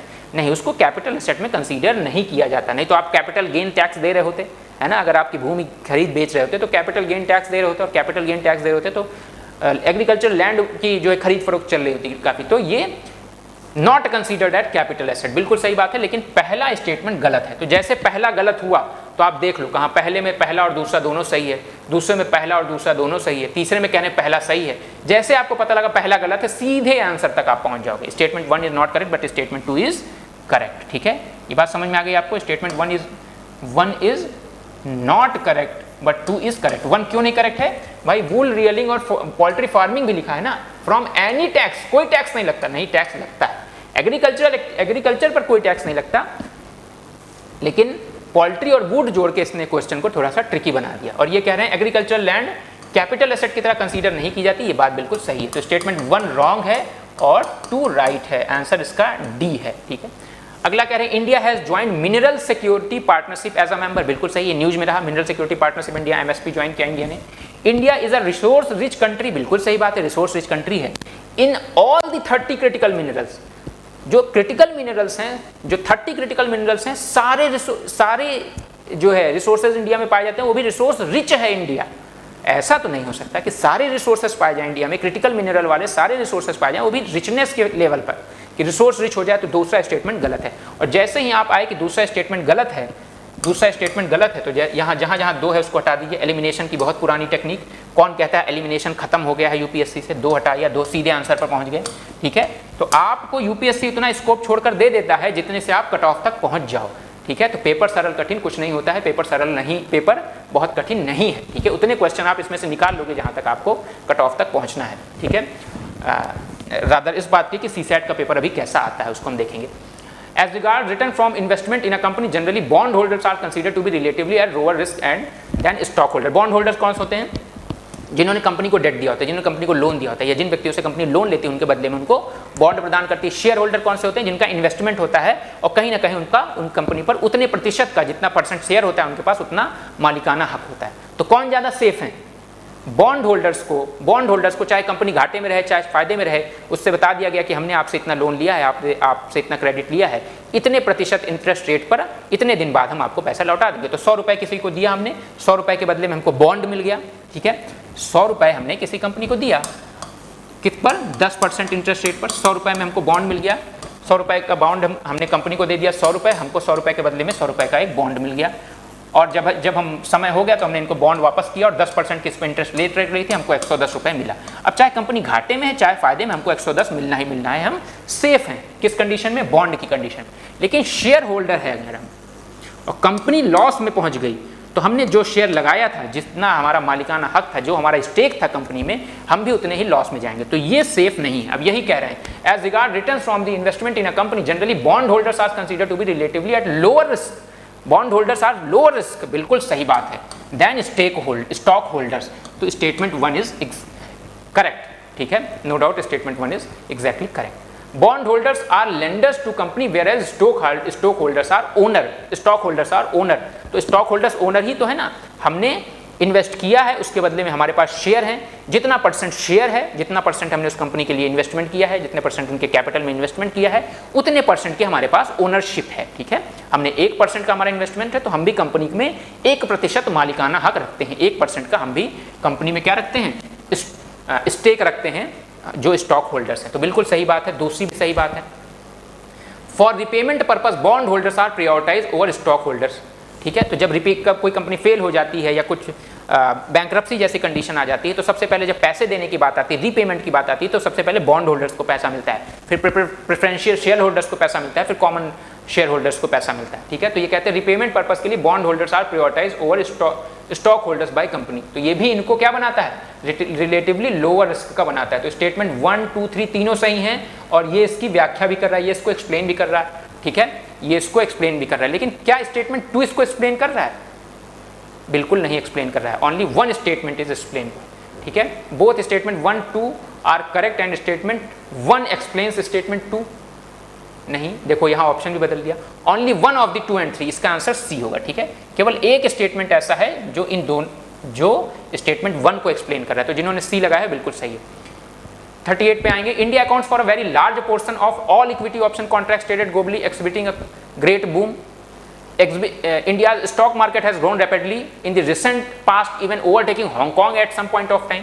मान लीजिए हमें कुछ नहीं पता है, लेकिन एक चीज देखिए, there is a no regulatory body. इस बच्चे ने भी यही चीज देखी है शायद, जिसका पेपर है ये। There is no regulatory body either to warn the small investors about to risk of option trading unregistered financial adviser in their regard. कई बार आप फोन करते हैं तो सुनते हैं कि आप किसी से कोई लेन देन के पक्ष में या कहीं इन्वेस्टमेंट करने के लिए किसी से सलाह इत्यादि ना लें, आपका जमा की गई पूंजी आपकी लॉस हो सकती है, ठीक है। आप कहीं पैसा लगाते हैं, जब आप फ्यूचर एंड कॉन्ट्रैक्ट्स में मान लीजिए पैसा लगाते हैं, ऑप्शंस एंड फ्यूचर ट्रेडिंग करते हैं, तो आपके पास तुरंत सेबी की तरफ से एक मैसेज आ जा सकता है कि इसमें बहुत लॉस हो सकता है, आप थोड़ा सोच समझ के पैसा लगाएं। आप किसी यूट्यूब चैनल के किसी इन्फ्लुएंसर के द्वारा कहने पे पैसा ना लगाएं, किसी व्हाट्सएप पर कोई मैसेज आए उसकी इसका शेयर प्राइसेस बढ़ने वाला है इस वजह से पैसा ना लगाएं। तो रेगुलेशन तो हो रहा है ना, रेगुलेट कर रहे हैं ना। कुछ यूट्यूब चैनलों को बैन भी किया गया कि आप बिना मतलब जो है, आपके पास कोई ऐसी अथॉरिटी नहीं है या आप जो है एक्सपर्ट नहीं है, फिर भी राय दे रहे हैं आपको कि इस शेयर में पैसा लगाओ, इस शेयर में पैसा लगाओ, लोगों को एजुकेशन दे रहे हैं। तो ये सब कौन रेगुलेट कर रहा है? सेबी रेगुलेट कर रही है। ये कह रहे हैं कोई रेगुलेटरी बॉडी ही नहीं है, ऐसा नहीं हो सकता भाई, रेगुलेटरी बॉडी है, सेबी है हमारे यहाँ, ठीक है। तो तीसरा गलत हुआ, और जैसे ही आपने तीसरा गलत निकाला सीधे आंसर तक पहुँच जाओगे। पहुँच जाएंगे कि नहीं पहुँच जाएंगे? देखिए जैसे आपने कहा कि तीसरा करेक्ट पूछा ना, हाँ देख लेना भैया करेक्ट है, तीसरा गलत। तो अगर आपने ए ऑप्शन पिक किया है तो वो बिल्कुल सही है। ठीक है, चलिए आते हैं 39 नंबर पर। Circular economy reduces emission of green house. Circular economy क्या होती है? सर्कुलर इकोनॉमी क्या होती है? सर्कुलर इकोनॉमी जैसे सर्किल है वैसे सर्कुलर इकोनॉमी है। किसी प्रोडक्शन या किसी प्रोडक्शन से या किसी प्रोड्यूस से जो भी आपका वेस्टेज है वो किसी दूसरे प्रोडक्शन के लिए रॉ मटेरियल या इनपुट की तरह यूज हो जाए। ठीक है, इनपुट की तरह यूज हो। एक प्रोडक्शन हाउस का या आप कह रहे हो एक प्रोड्यूस का जो वेस्टेज है वो दूसरे प्रोड्यूस के लिए इनपुट की तरह यूज हो, तो वेस्टेज भी कम होता है, कार्बन इमिशन भी कम होता है और कॉस्ट भी कम हो जाती है उस प्रोडक्शन के लिए, दोनों प्रोडक्शन के लिए। तो circular economy reduces the emission of green house gases, बिल्कुल सही बात है। Circular economy reduces the use of raw material as input, बिल्कुल सही बात है। Circular economy reduces wastage in the production process, बिल्कुल सही बात है। और इसी को ये दोनों एक्सप्लेन कर रहे हैं कि नहीं, ग्रीन हाउस गैस क्यों कम हो जाएगी भाई, मटेरियल ही आपको कम लेना पड़ेगा। ठीक है, उसकी प्रोसेसिंग वगैरह कम होगी, ग्रीन हाउस गैस कम हो जाएगी। सर्कुलर इकोनॉमी रिड्यूसेस, जब वेस्ट कम होगा तो ग्रीन हाउस गैस का एमिशन कम होगा। तो ये पहला, दूसरा, तीसरा तीनों सही हैं और 2 और 3 दोनों मिलकर पहले की व्याख्या कर रहे हैं। बहुत इजी क्वेश्चन। ठीक है, तो क्या है, both 2 and 3 are correct but only 1 नहीं, both 2 and 3 are correct and both of them explain statement 1। तो जिसका आंसर ए जिन्होंने मार्क किया है वो बिल्कुल सही है। आते हैं 40 नंबर पर। Consider the following statement. Capital receipt create a liability cause reduction in the assets of the government. Borrowing and disbursement are capital receipt. Interest received on the loan creates a liability on the government. अच्छा, ये आपको कई बार जब economy में पढ़ाता हूँ तो आपको बताता हूँ, जो इंटरेस्ट रिसीव होता है वो गवर्नमेंट की लाइबिलिटी नहीं होती। भाई इंटरेस्ट रिसीव किस पे हो रहा है? जो गवर्नमेंट का एसेट था उसी को तो गवर्नमेंट ने एज अ लोन में दे दिया है। ठीक है, तो जो उस पर इंटरेस्ट रिसीट हो रहा है वो रेवेन्यू है। ठीक है, रेवेन्यू रिसीट है, रेवेन्यू में आ रहा है। ठीक है, रेवेन्यू रिसीट है, तो वो गवर्नमेंट के ऊपर कोई लाइबिलिटी नहीं है। आपको बताया है ना बजट के 2 पार्ट, पता होगा ना आपको बजट के 2 पार्ट, कैपिटल रेवेन्यू, अब capital expenditure capital receipt, revenue expenditure revenue receipt. तो इंटरेस्ट जो रिसीव हो रहा है वो गवर्नमेंट के ऊपर लाइबिलिटी क्रिएट करता है क्या? नहीं। इंटरेस्ट जो रिसीव हो रहा है, जो आपने लोन दिया है उसके बदले में आपको इंटरेस्ट मिल रहा है, वो आपके ऊपर कोई लाइबिलिटी क्रिएट नहीं करता है। तो तीसरा जैसे ही गलत काटोगे सीधे एलिमिनेट करके आंसर तक पहुंच जाओगे। ठीक है, तीसरा यहाँ, तो ए आंसर बिल्कुल सही है। ए आंसर इसका बिल्कुल सही है, बिल्कुल सही। अगर आपने ए लगाया है तो इसमें कोई डाउट नहीं है, ए बिल्कुल सही है। 41 पर आते हैं। नाटो के मेंबर पूछे हैं। ऑस्ट्रिया नाटो का मेंबर है क्या? नहीं, ऑस्ट्रिया नाटो का मेंबर नहीं है। बल्गेरिया है, क्रोएशिया है, बिल्कुल सही है। सर्बिया है, नहीं भाई, रूस की तरफ रहता है, नाटो का मेंबर कहाँ हो जाएगा? स्वीडन है, हाँ स्वीडन है। नॉर्थ मैसेडोनिया है क्या? तो 1 हो गया, 2 हो गया, 3 हो गया। ठीक है, नॉर्थ मैसेडोनिया है क्या? देखिए नॉर्थ मैसेडोनिया नहीं। ठीक है, तो 3 है, 3 मेंबर हैं, ओनली 3। ठीक है, तो ए बिल्कुल सही है। 41 का ए बिल्कुल सही। इसमें से केवल 3 मेंबर हैं जो नाटो के सदस्य हैं। ये कह रहे हैं एंडीज पर्वत, एंडीज पर्वत कहाँ है? Latin America. एंडीज पर्वत कहाँ है भैया? Latin America. ये क्या है आपका? North America. ये है साउथ अमेरिका। यहाँ एंडीज पर्वत है, यहाँ रॉकीज पर्वत है, यहाँ एंडीज पर्वत। तो कह रहे हैं एंडीज पर्वत कौन कौन से देश से होकर जा रहे हैं? देखिए बोलीविया, हाँ ठीक है, बोलीविया ठीक है। ब्राज़ील नहीं, ब्राज़ील में नहीं, ब्राज़ील यहाँ ठीक। एंडीज पर्वत यहाँ। कोलंबिया, हाँ कोलंबिया सही है। इक्वेडोर, हाँ इक्वेडोर सही है। वेनेजुएला सही है। Ecuador, Venezuela, Bolivia, Colombia. Paraguay और ब्राज़ील से नहीं, पराग्वे बीच में। ठीक है, पराग्वे और ब्राज़ील से नहीं। तो कितने हो गए? 1 2 3 4। सी बिल्कुल सही है, जिसने भी मार्क किया है बिल्कुल सही मार्क किया। ठीक है, तो 4। Consider the following water bodies. Lake Tanganyika, ये कह रहे हैं इक्वेटर से कौन पास होती है? अब ये दोनों लेक्स का आपने नाम भी नहीं सुना होगा, मैंने भी नहीं सुना था। तो फिलहाल जब इसको देखा तो इक्वेटर से कोई नहीं पास हो रही, तो नन। ठीक है, तंगाइका भी नहीं, लेक सैब भी नहीं और लगून भी, पैथोस लगून भी नहीं। ठीक, टर्मरिक के बारे में पूछ रहा है, हल्दी के बारे में, 2022-23 के हल्दी उत्पादन के बारे में पूछा। तो आपको पता होना चाहिए भारत में सबसे ज़्यादा, दुनिया में सबसे ज़्यादा हल्दी का उत्पादन कहाँ होता है? भारत में होता है। दुनिया में सबसे ज़्यादा हल्दी प्रोड्यूस कौन करता है? इंडिया करता है। Largest producer of turmeric is India and largest exporter of turmeric is India. ठीक है, तो India is both largest producer and exporter of turmeric. तो वही लिखा, India is the largest producer and exporter of turmeric in the world. बिल्कुल सही बात है। More than 30 varieties of turmeric are grown in India. बहुत जनरल से statement दिखाओ, जब भाई लार्जेस्ट प्रोड्यूसर है, अगर आपने पहले वाले को सही मान लिया तो 30 वैरायटीज होंगी। ठीक है, 30 वैरायटी, और उसमें मोर देन लिखा है, एग्जैक्टली 30 नहीं लिखा, एग्जैक्टली 20 नहीं लिखा है, मोर देन, तो ठीक है, बिल्कुल सही बात है ये भी। महाराष्ट्र, तेलंगाना, कर्नाटका आप देख रहे हो कि इसमें कोई ऐसा नहीं है जो अलग अलग बिखरे हुए क्षेत्र लिखा हो, एक यूपी लिखा हो, एक नॉर्थ ईस्ट का लिखा हो, ऐसा नहीं है, सब इस आसपास के एरिया लिखे हुए, महाराष्ट्र, तेलंगाना, कर्नाटका, तमिलनाडु, तो वो कहीं ना कहीं क्लाइमेटिक कंडीशन बन रही। तो आप अगर कॉमन सेंस, जनरल सेंस लगाते तो तीनों स्टेटमेंट यहाँ आप सही पाते, ठीक है। तो तीनों इसमें सही हैं और इस बच्चे ने भी सही लगाया है। तो इसका आंसर क्या हो गया? डी। कह रहे कॉन्टिनेंटल ड्रिफ्ट थ्योरी वाला फेनोमेना देख रहे हैं, ठीक है। कॉन्टिनेंटल ड्रिफ्ट थ्योरी आपको बताई गई है कि दुनिया में बहुत लाखों वर्ष पहले दुनिया के सारे लैंड मास एक साथ जुड़े हुए थे, जिनको पैंजिया कहा जाता था, उसके चारों ओर पैंथालासा था, धीरे धीरे ड्रिफ्ट होती गई। तो ड्रिफ्ट के कुछ एविडेंसेस हैं, उसी पर क्वेश्चन ये बना हुआ है। The belt of ancient rock from Brazil coast matches with those of from western Africa. अब इधर जो है ब्राजील, लैटिन अमेरिका वाला कुछ पार्ट और इधर वेस्टर्न अफ्रीका का कुछ पार्ट दिएगा ना, जिगसॉ फिट, अगर उनको एक दूसरे से जोड़ दिया जाए तो ऐसा लगता है कि वो बहुत पहले जुड़े रहेंगे। तो वही तो बात कह रहे हैं कि एंशिएंट रॉक्स की जो बेल्ट है वो कंटिन्यूटी दिखाती है। पहला स्टेटमेंट सही है। The gold deposit of Ghana and derived from the Brazil plateau when two continent.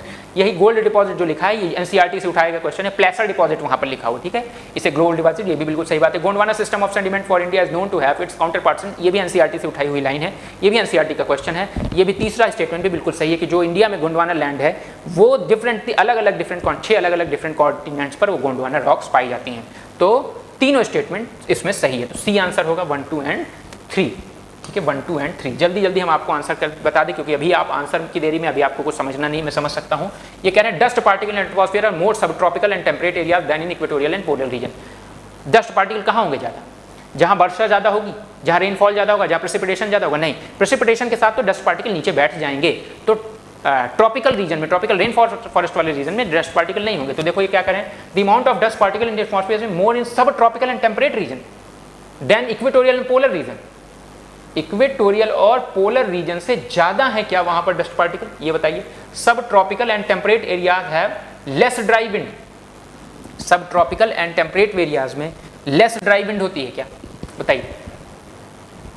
The amount of dust particle in the atmosphere is more in subtropical and temperate areas than in equatorial and polar region। बिल्कुल सही बात है। Polar region में क्या हो रहा है? Down draft हो रहा है, हाई प्रेशर है, डाउन ड्राफ्ट हो रहा है, जितने डस्ट पार्टिकल हैं वो बैठ जा रहे हैं। उसी तरह इक्वेटर रीजन में क्या हो रहा है? बारिश हो रही है, जितने डस्ट पार्टिकल एटमॉस्फेयर में नीचे बैठ जा रहे हैं। तो डस्ट पार्टिकल इक्वेटोरियल और पोलर रीजन में कम है। कहाँ ज़्यादा है? सब ट्रॉपिकल एंड टेम्परेट में। तो स्टेटमेंट 1 सही है। Sub tropical and temperate areas है less dry wind, dry wind कम है सब ट्रॉपिकल और टेम्परेट रीजन में। सब ट्रॉपिकल और टेम्परेट रीजन में ड्राई विंड कम है क्या? बताइए। स्टेटमेंट 1 इज करेक्ट और स्टेटमेंट 2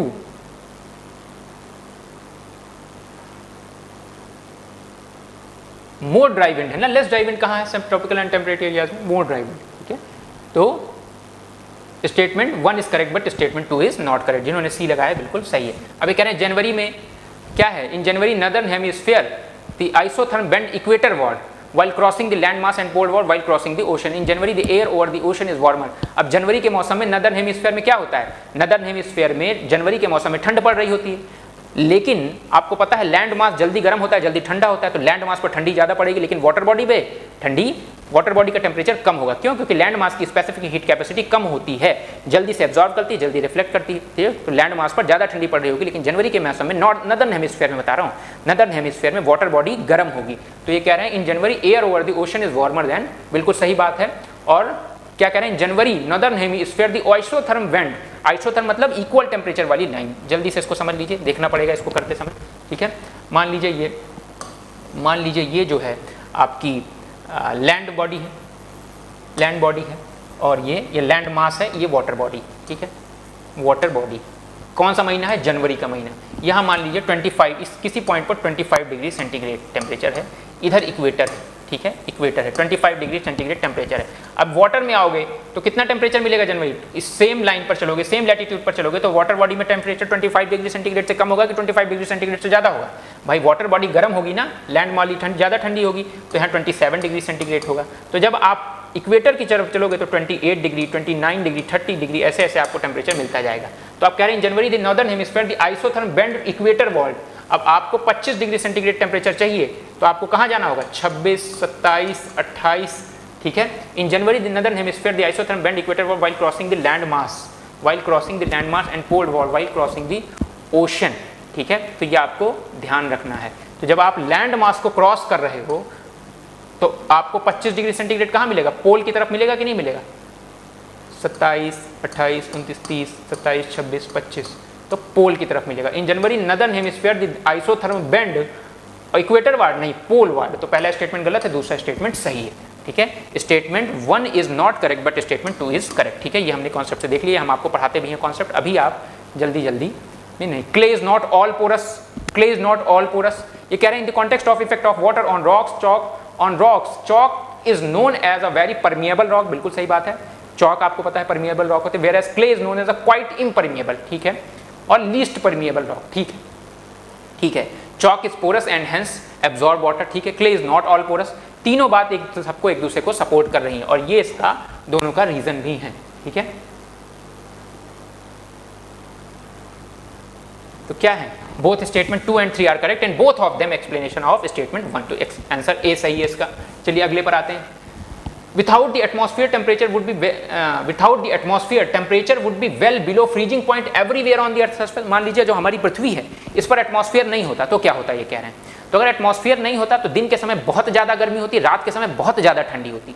तो ये कह रहे हैं फ्रीजिंग पॉइंट के नीचे टेम्परेचर चला जाता पूरे सरफेस पर। तो कोई जरूरी नहीं है पूरे सरफेस पर फ्रीजिंग पॉइंट से नीचे चला जाता, और दिन और रात की तो बात ही नहीं कर रहे हैं कि कब की बात है। तो ये स्टेटमेंट हो गया गलत। Heat absorbed and trapped by atmosphere maintains our planet. तो अगर हमारा एटमॉस्फेयर है तो हीट एब्जॉर्ब कर रहा है, उसका कुछ भाग हीट ट्रैप कर रहा है, उसी वजह से टेम्परेचर स्टेबल रहता है, मेंटेन रहता है। बिल्कुल सही बात है, पहला स्टेटमेंट गलत है, दूसरा सही। एनसीईआरटी का क्वेश्चन है atmosphere gases like carbon dioxide are particularly good at absorbing and trapping radiation. ठीक है, यहीं से तो ग्रीन हाउस गैस का कंसेप्ट निकल रहा है कि एटमॉस्फेयर में जो गैसेस आ रही हैं वो कुछ गैसेस द्वारा एब्जॉर्ब की जाती हैं, फिर वो ट्रैप कर ली जाती हैं और वही हमारे टेम्परेचर को बनाकर रखती हैं। वो 2 और 3 बिल्कुल सही है, 1 गलत है भाई, 1 गलत है। और जैसे ही आप 1 गलत करते हैं 2 और 3 पर पहुंच जाते हो। इसका आंसर क्या होगा, डी होगा। अगर आपने डी लगाया है तो बिल्कुल सही आंसर है। राष्ट्रीय गोकुल मिशन पर क्वेश्चन पूछा है, सरकारी योजना पर क्वेश्चन पूछा है। It is an important for upliftment of rural poor and majority of low producing indigenous animal. बिल्कुल सही बात है, इंडिजीनियस एनिमल की बात की गई है, जो हमारे स्वदेशी एनिमल है, गाय भैंस इत्यादि के से संबंधित जो मार्जिनल फार्मर हैं, जो लैंडलेस लेबरर हैं, उनसे उन गाय इत्यादि को पालन करके कैसे वो अर्निंग कर सकते हैं, यही है राष्ट्रीय गोकुल मिशन। और उनके साथ साथ उन गायों को, उन मिल्क कैटल्स को, उन बफेलोज को कैसे विभिन्न प्रकार के रोगों से बचाया जा सके, उनकी प्रोडक्टिविटी को कैसे बढ़ाया जा सके, जो किसानों की आय संवर्धन में, अपलिफ्टमेंट में योगदान दे सके। तो बिल्कुल पहला कथन सही है। ठीक है, it was initiated to promote indigenous cattle and buffalo rearing and conservation in scientific and holistic manner. Simple सी बात है, एक जनरल स्टेटमेंट कहा जा रहा है, दोनों सही है। Statement 1 and 2 both are correct. Indigenous cattle, ठीक है, इंडिजीनियस कैटल के लिए ही है ये। ठीक है, सी जिन्होंने लगाया बिल्कुल सही है। तो हम 50 क्वेश्चन आधा पेपर कर चुके हैं। ठीक है, लगभग 1 घंटे के समय में, और दूसरी जगह आप लोग 2-2, 3-3 घंटे तक पूरे एनालिसिस चलेगी। मैंने बस जिद, अभी आपको जरूर, अभी नॉलेज आपको अभी नहीं चाहिए, मुझे पता है, अभी आपको सीखना नहीं, अभी आपको केवल आंसर देखना है, देख लीजिए। ठीक है, और पूरी कोशिश है 95% के आसपास एक्यूरेसी है। Panchayat at the intermediate level exist in all state. Her state में, बेसिक लक्ष्मीकांत से क्वेश्चन है कि कह रहे हैं पंचायत का जो इंटरमीडिएट लेवल होता है, 3 स्टेट की पंचायत होगी, कह रहे हैं इंटरमीडिएट लेवल हर स्टेट में होता है। आपने कंडीशन पढ़ी होगी कि इस पर्टिकुलर लेवल से जनसंख्या कम होगी तो इंटरमीडिएट लेवल की पंचायत नहीं होगी। तो कह रहे हैं ऑल स्टेट में होगा, तो पहला स्टेटमेंट गलत हो गया। अब एक चीज़ और है यहाँ पर, ट्रिक क्या है, ट्रिक ये है कि इन्होंने पूछा है नॉट करेक्ट, बस यही ध्यान देना था, नॉट करेक्ट। तो पहला तो नॉट करेक्ट हो गया। To be eligible to the member of panchayat and intermediate level पर पंचायत का मेंबर होने के लिए कह रहे हैं 30 साल की उम्र चाहिए। 30 साल की उम्र चाहिए पंचायत लेवल का मेंबर होने के लिए। 18 साल पे आप वोट दे सकते हैं, 21 साल पर आप पंचायत का चुनाव लड़ सकते हैं, विधायकी चुनाव लड़ सकते हैं, तो 25 साल पर सांसद हो सकते हैं। तो काहे 30 साल चाहिए आपको पंचायत के लिए, ये तो गलत है, कॉमन सेंस लगाइए। ठीक है, तो दूसरा गलत है। The chief minister of state constitute a commission. Chief minister commission constitute करता है फाइनेंस पोजीशन के लिए, तो फाइनेंशियल कमीशन की बात हो रही, कौन कॉन्स्टिट्यूट करेगा, गवर्नर कॉन्स्टिट्यूट करता है ना। तो तीनों गलत है। अब पूछ रहे हैं गलत कौन सा है, तो 1, 2 and 3 तीनों गलत है। ठीक है, तीनों गलत है। ठीक है, ध्यान रखना है। बिम्स्टेक के बारे में क्वेश्चन पूछ रहे हैं। BIMSTEC bay of Bengal initiative of multi sectoral technical and economic cooperation के बारे में बात कर रहे हैं। रीजनल ऑर्गेनाइजेशन है, बिल्कुल रीजनल ऑर्गेनाइजेशन है। 7 मेंबर है 2025 तक, बिल्कुल 7 मेंबर है 2025 तक। ढाका डिक्लेरेशन है क्या, कोई बताएगा क्या ढाका डिक्लेरेशन है क्या? ढाका डिक्लेरेशन नहीं भैया, ढाका में इसका हेडक्वार्टर, ठीक है, ढाका में इसका रीजनल वो है आपका, ठीक है, ऑफिस है, ढाका में है, इसलिए नहीं। 1999 में कहा, 1997 में बना था जहाँ तक मैंने ख्याल है। तो दूसरा स्टेटमेंट हो गया गलत। देखो क्या दूसरा स्टेटमेंट गलत करके आप आंसर तक पहुँच जाओगे? नहीं, अभी 2 ऑप्शन और है, एक भी तो बिल्कुल सही है। ठीक है, अब आपको तीसरा तो देखना ही नहीं, तीसरा तो देखना ही नहीं, ठीक है। सीधे आप आ जाओ चौथे पे, द बिम्स्टेक सब सेक्टर। अब अलग अलग बिम्स्टेक में सेक्टर, इंटरनल सिक्योरिटी का, डिजास्टर मैनेजमेंट का, बिम्स्टेक पे टूरिज्म का। तो टूरिज्म वाला कौन लीड कर रहा है? इंडिया लीड कर रहा है, लेड बाय इंडिया, बिल्कुल सही है। तो चौथा सही है और पहला सही है, पहला और चौथा, सी ऑप्शन इसमें बिल्कुल सही है। तो अगर आपने सी ऑप्शन लगाया तो बिल्कुल सही है। ये कह रहे हैं कि गांधी पीस प्राइज दिया जाता है, उसकी ज्यूरी बनाई जाती है, उसके मेंबर डिसाइड करते हैं कि किस किस को गांधी पीस प्राइज मिलेगा। तो कह रहे हैं ज्यूरी में कौन कौन होता है? कह रहे हैं प्रेसिडेंट ऑफ इंडिया होता है, प्राइम मिनिस्टर होता है, चीफ जस्टिस ऑफ इंडिया होता है, leader of opposition of Lok Sabha होता है। तो थोड़ा सा अगर कॉमन सेंस लगाए होते तो इसमें भी आंसर तक आप पहुंच जाते। अब आप सोचेंगे कि सर पढ़ा ही नहीं था तो कैसे पहुंच जाते? देखिए, जहां प्राइम मिनिस्टर और प्रेसिडेंट एक साथ हो सकते हैं क्या? कोई एक होगा, ठीक है। एक म्यान में दो तलवारें कैसे हो सकती हैं भाई, ठीक है। प्रेसिडेंट और किसी आप कमीशन में देखा है, किसी ज्यूरी मेंबरशिप में देखा कि प्राइम मिनिस्टर भी हो, प्रेसिडेंट भी हो, जहाँ प्रेसिडेंट वहाँ प्राइम मिनिस्टर नहीं, जहाँ प्राइम मिनिस्टर वहाँ प्रेसिडेंट नहीं। चीफ जस्टिस ऑफ इंडिया होगा, ठीक है, लीडर अपोजिशन होगा। 1 2 एक साथ नहीं हो सकता। तो जहाँ जहाँ 1 2 एक साथ लिखा है उसको आप हटा देंगे, ठीक है। तो चीफ जस्टिस ऑफ इंडिया के साथ साथ प्राइम मिनिस्टर आपको मिलेगा 2 3 एंड 4, 2 3 एंड 4। इसका आंसर क्या होगा? सी, 2 3 and 4। Chief justice of India, leader of opposition, prime minister, ठीक है, 2 3 एंड 4, ठीक। चलिए आइए नेक्स्ट क्वेश्चन पर। गगन की बात कर रहे हैं, जीपीएस एडेड जियो ऑगमेंटेड, जो आपके एयरप्लेन वगैरह के लिए प्रिसाइजली उनको उतरने के लिए किस स्थान पर उतरना है, उनको प्रिसाइज लोकेशनिंग के लिए हमने GPS geo augmented navigation system start किया था। It is design to provide additional accuracy and integrity. Accuracy के लिए ही था, ठीक है, जहाजों को समय पर सही स्थान पर बिल्कुल पिन पॉइंटेड एक्यूरेसी के लिए। It will allow more uniform and high quality air traffic management, बिल्कुल सही बात है, simple, high quality air traffic management होगा। It will provide benefits only in aviation but not in other modes of transportation. It will provide benefits only in aviation. भविष्य की बात कर रहा है, क्या पता भविष्य का इस्तेमाल गगन को रेलवे ट्रैफिक मैनेजमेंट में भी हम करने लगे या दूसरे ड्रोन ट्रैफिक मैनेजमेंट में करने लगे। तो आप कैसे भविष्य देख सकते हो? It will provide benefits only in aviation. और ये तो आप कॉमन सेंस लगा सकते थे कि भविष्य की बात कर रहा है और कह रहा है ओनली भी लगा दे रहा है। भविष्य को ओनली के साथ कैसे आप देख सकते हो? तो तीसरा तो इस तरह से गलत हुआ। लेकिन इसके प्रोग्राम में भी गगन का जो पूरा एक्सटेंडेड है कि हम इसको रेलवे ट्रैफिक मैनेजमेंट इत्यादि में भी किसी तरह से यूज करेंगे, ठीक है। तो तीसरा तो गलत हो गया, पहला और दूसरा बिल्कुल सही है। तो जिन्होंने डी ऑप्शन सेलेक्ट किया है वो बिल्कुल सही है, डी ऑप्शन बिल्कुल सही है, ठीक है। चलिए, एआई समिट हुई ग्रैंड पैलेसिस पेरिस में, ठीक है, बिल्कुल ये फरवरी, जब देखिए लेटेस्ट करंट अफेयर्स है, फरवरी 2025 का। को चेयर्ड विथ इंडिया, इंडिया ने को चेयर की है सोल समिट में।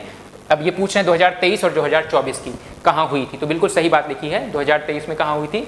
बैचले पार्क समिट में हुई थी, बैचले पार्क में हुई थी, और सोल समिट 2024 में हुई थी, ठीक है। तो बिल्कुल सही बात है।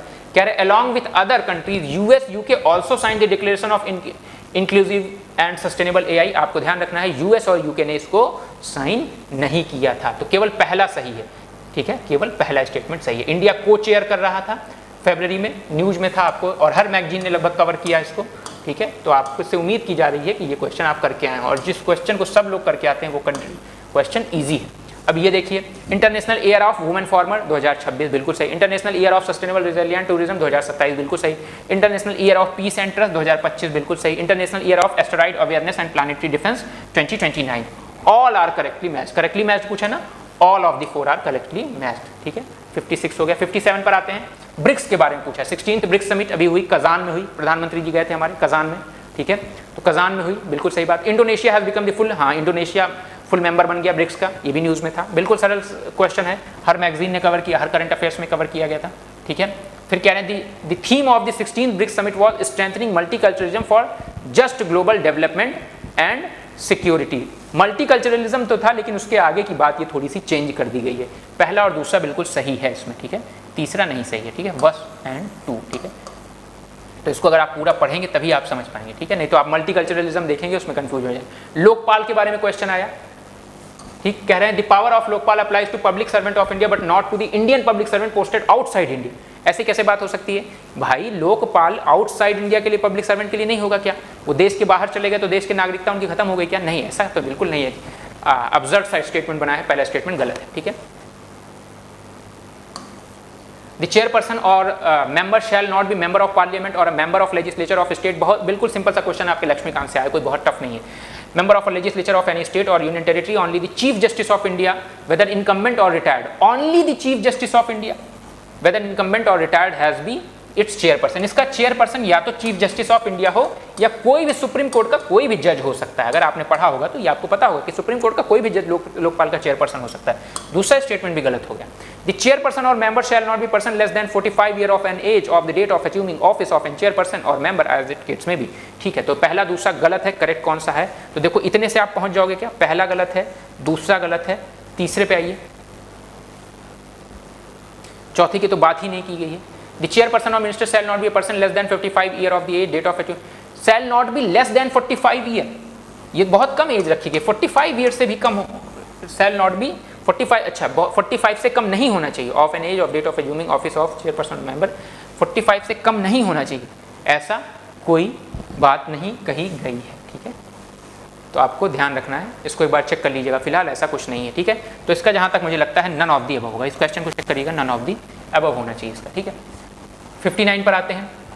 खो खो वर्ल्ड कप, दरअसल ये पहला खो खो वर्ल्ड कप हुआ और इंडिया ने जीता भी, लेकिन इसमें गेम कर लिया। आप इसमें देखिएगा कि इसमें बहुत से कोचिंग इंस्टीट्यूट गलत आंसर देंगे। क्यों?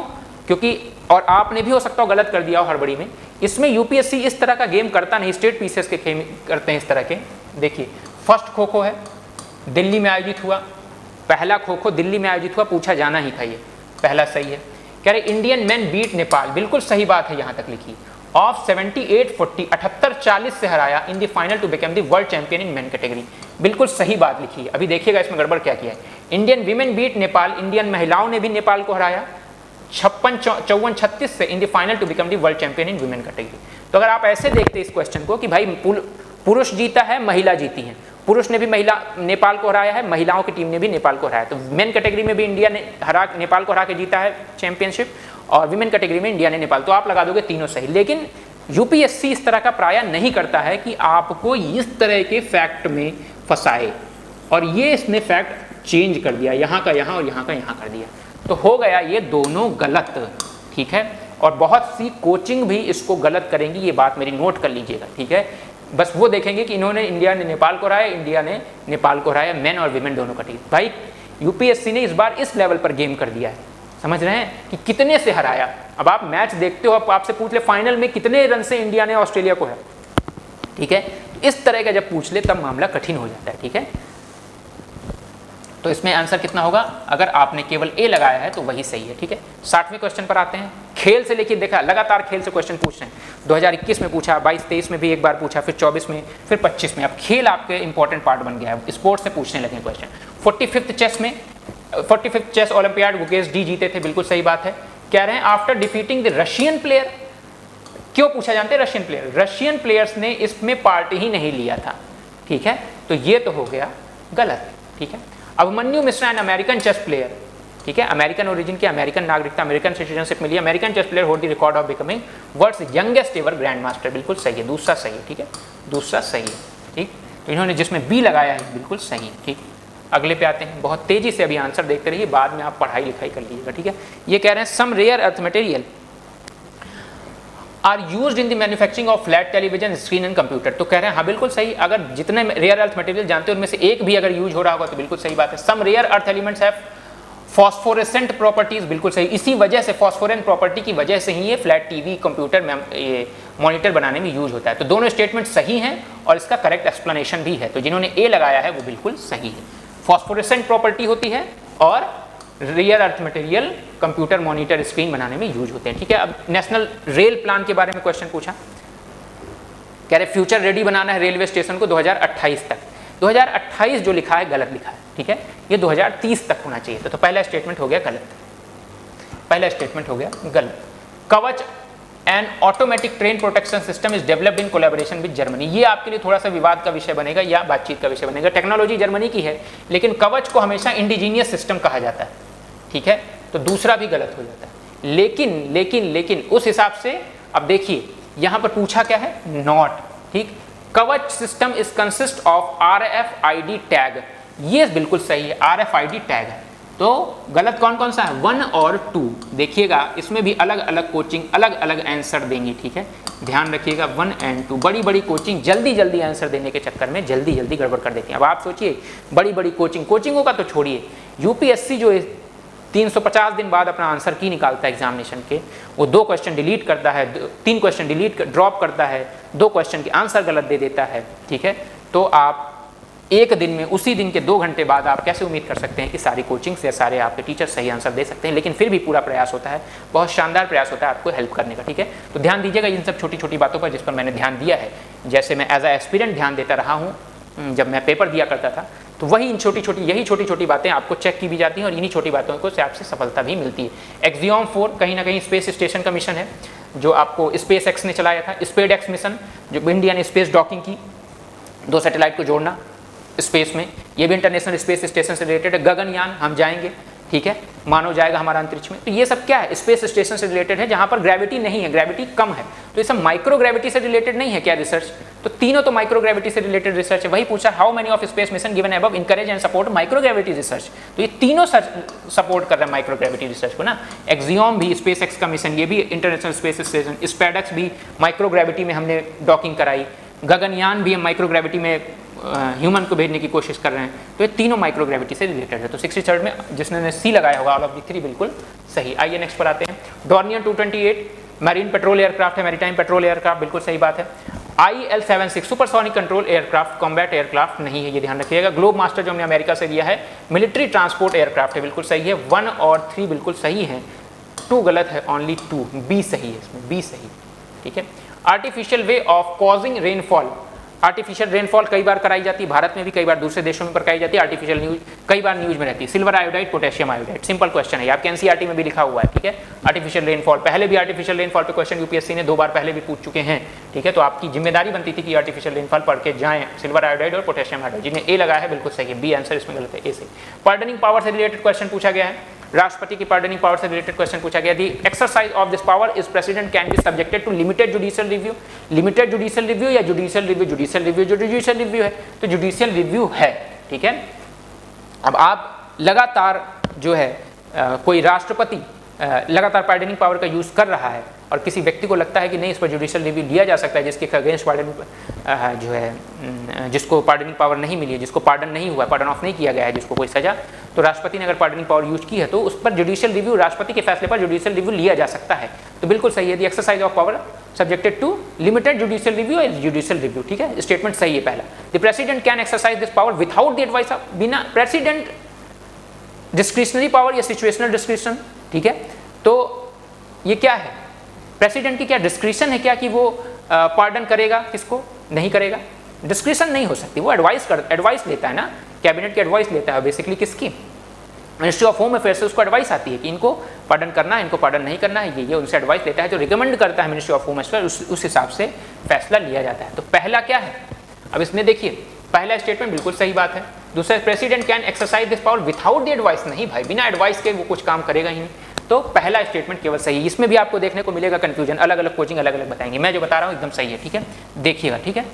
तो क्या है, करेक्ट छांटना है ना, बिल्कुल सही। तो पहला सही है, ए सही है इसका आंसर। अगर आपने ए लगाया है तो बिल्कुल सही है, बिल्कुल निश्चिंत रहिए। 67 डिसोल्यूशन ऑफ हाउस, ये कह रहे हैं हाउस का जैसे डिसोल्यूशन होता है, स्पीकर तुरंत अपना जो है स्पीकर अपना पदभार छोड़ देता है, वैकेट कर देता है अपना पद है, office until immediately before the first meeting of the house of the people after dissolution. On the dissolution of the house of the people, the speaker shall not vacate. तो अपना पद छोड़ता नहीं है, खाली नहीं करता, जब तक कि नया स्पीकर अपॉइंट ना हो जाए, जब तक कि प्रोटेम स्पीकर अपॉइंट ना हो जाए, तब तक कि वो स्पीकर बना है। तो क्या कह रहे हैं, the dissolution of the house of the people, the speaker shall not vacate, बिल्कुल सही बात है, अपना पद नहीं छोड़ेगा जब तक कि नया वाला स्पीकर ना आ जाए, ठीक है। तो अगर एक हाउस डिसॉल्व हुआ, इलेक्शन हो गया या सरकार गिर गई किसी वजह से, सरकार फेल कर गई किसी वजह से, तो जो स्पीकर था उस सरकार का, जो स्पीकर था पार्लियामेंट में, जो स्पीकर था लोकसभा का, वो तुरंत अपना त्यागपत्र नहीं देगा। वो जब तक कि नई सरकार नहीं आ जाएगी, नया प्रोटेम स्पीकर नहीं बन जाएगा, तब तक कि वो स्पीकर बना रहेगा। वही बात ये कहने की कोशिश कर रहे हैं। दूसरा कह रहे हैं, according to the provision of the constitution of India, the member of the house of the people on being elected as speaker shall resign from his post, ठीक है। तो क्या जो स्पीकर बना वो अपनी पार्टी से रिजाइन कर देता है, वो भी इमीडिएटली रिजाइन कर देगा क्या अपनी पॉलिटिकल पार्टी से? ओम बिरला जी ने अपनी पॉलिटिकल पार्टी से रिजाइन कर दिया क्या? बीजेपी के मेंबर नहीं है ओम बिरला जी, ऐसा तो नहीं है ना, अपनी पॉलिटिकल पार्टी में रहेंगे, वो पद न्यूट्रल है लेकिन पॉलिटिकल पार्टी में रहेंगे, ठीक है। ये दरअसल यूके की व्यवस्था है। हम सजेशन देते हैं, जब आप मेंस के आंसर लिखते हैं तो सजेशन देते हैं कि ऐसा कर देना जाए, यूके मॉडल हमें अपनाना चाहिए, लेकिन इंडिया में थोड़ी ना है ये मॉडल। गलत बात है, पहला सही है दूसरा गलत। The speaker of the house of the people may removed from his or office by resolution of the house of the people passed by majority. अगर स्पीकर को हटाने की प्रक्रिया के बारे में बहुत सरल क्वेश्चन सीधे उठाया गया लक्ष्मीकांत से, then member of the house provided that no resolution shall be moved unless at least 14 days notice has been given to the intention of the।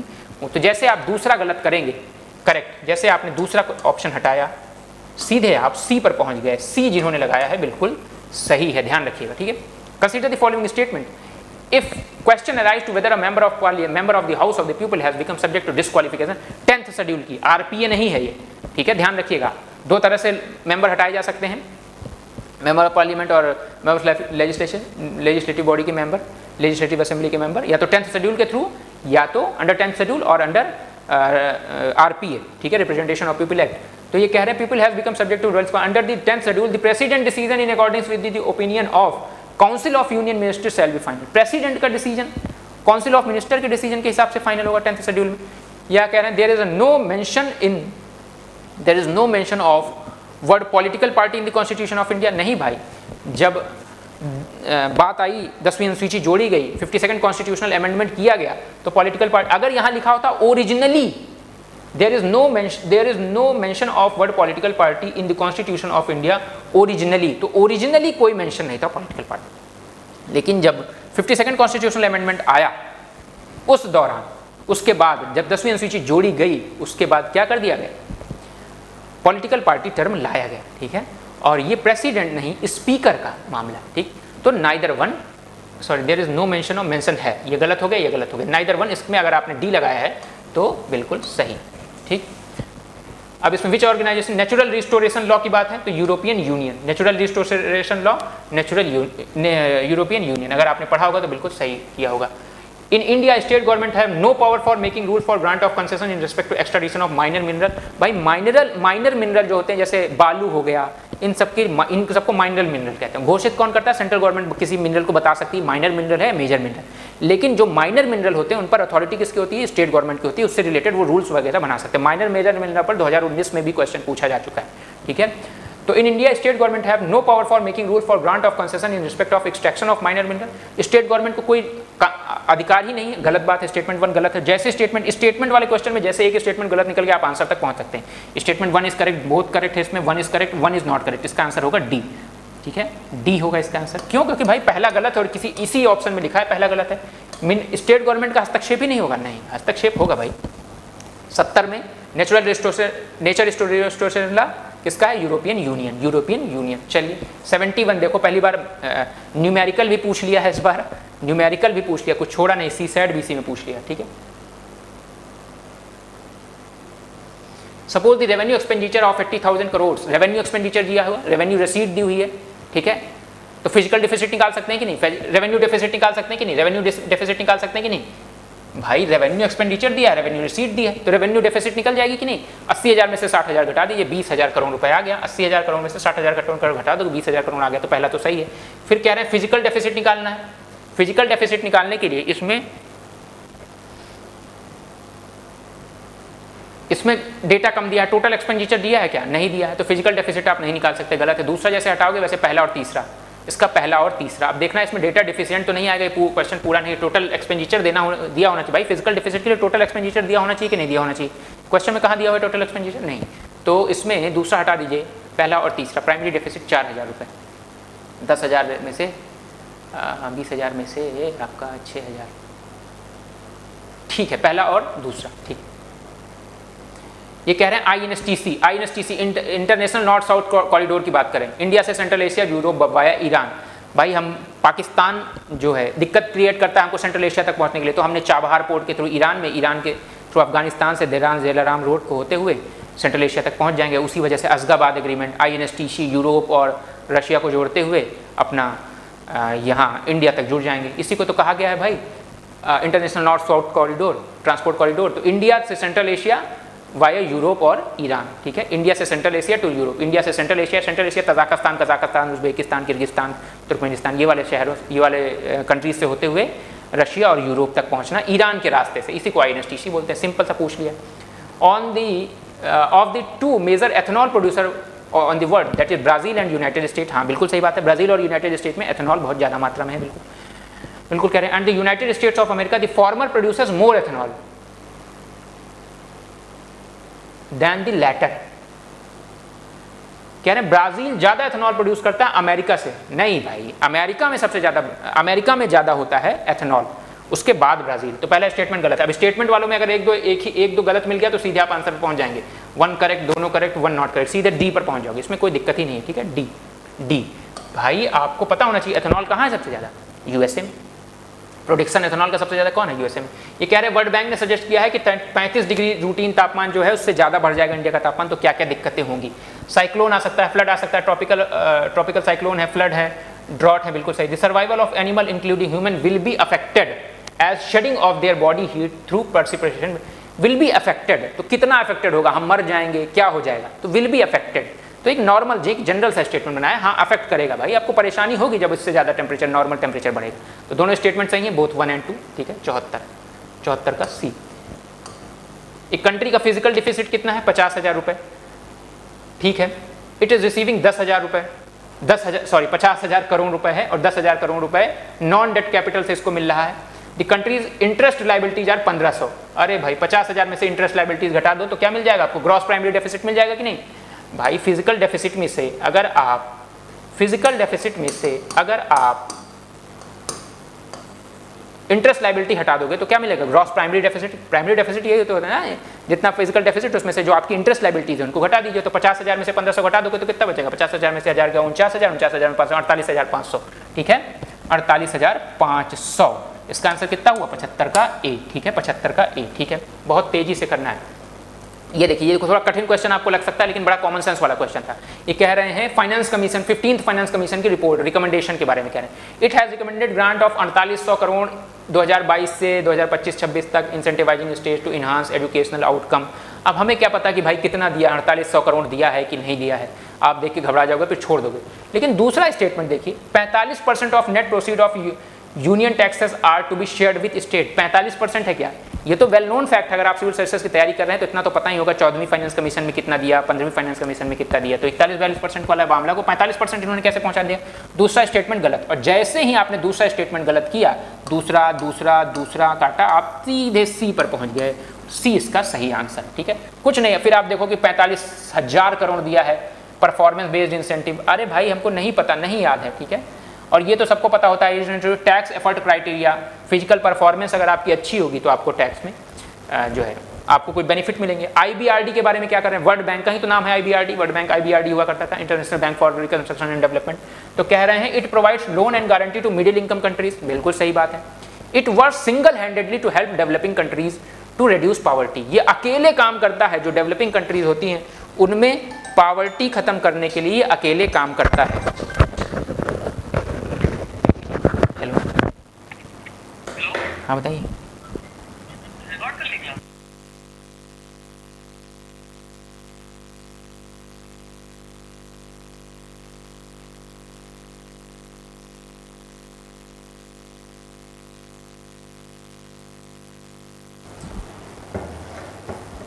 तो ये क्या हुआ, कौन सा क्वेश्चन चल रहा था, हाँ आईबीआरडी। तो भाई कोई संस्था सिंगल हैंडेडली, वो भी पॉवर्टी जैसी समस्या को दूर करना हो तो वर्ल्ड बैंक की बात हो रही। पॉवर्टी नहीं, आपको पता है वर्ल्ड बैंक की ग्रुपिंग से अलग अलग मीगा और ये आईसीएसआईडी है, आईबीआरडी है, माइगा है, मीगा है जिसको कहते हैं। तो ये सिंगल हैंडेडली नहीं करता, दो काट दो।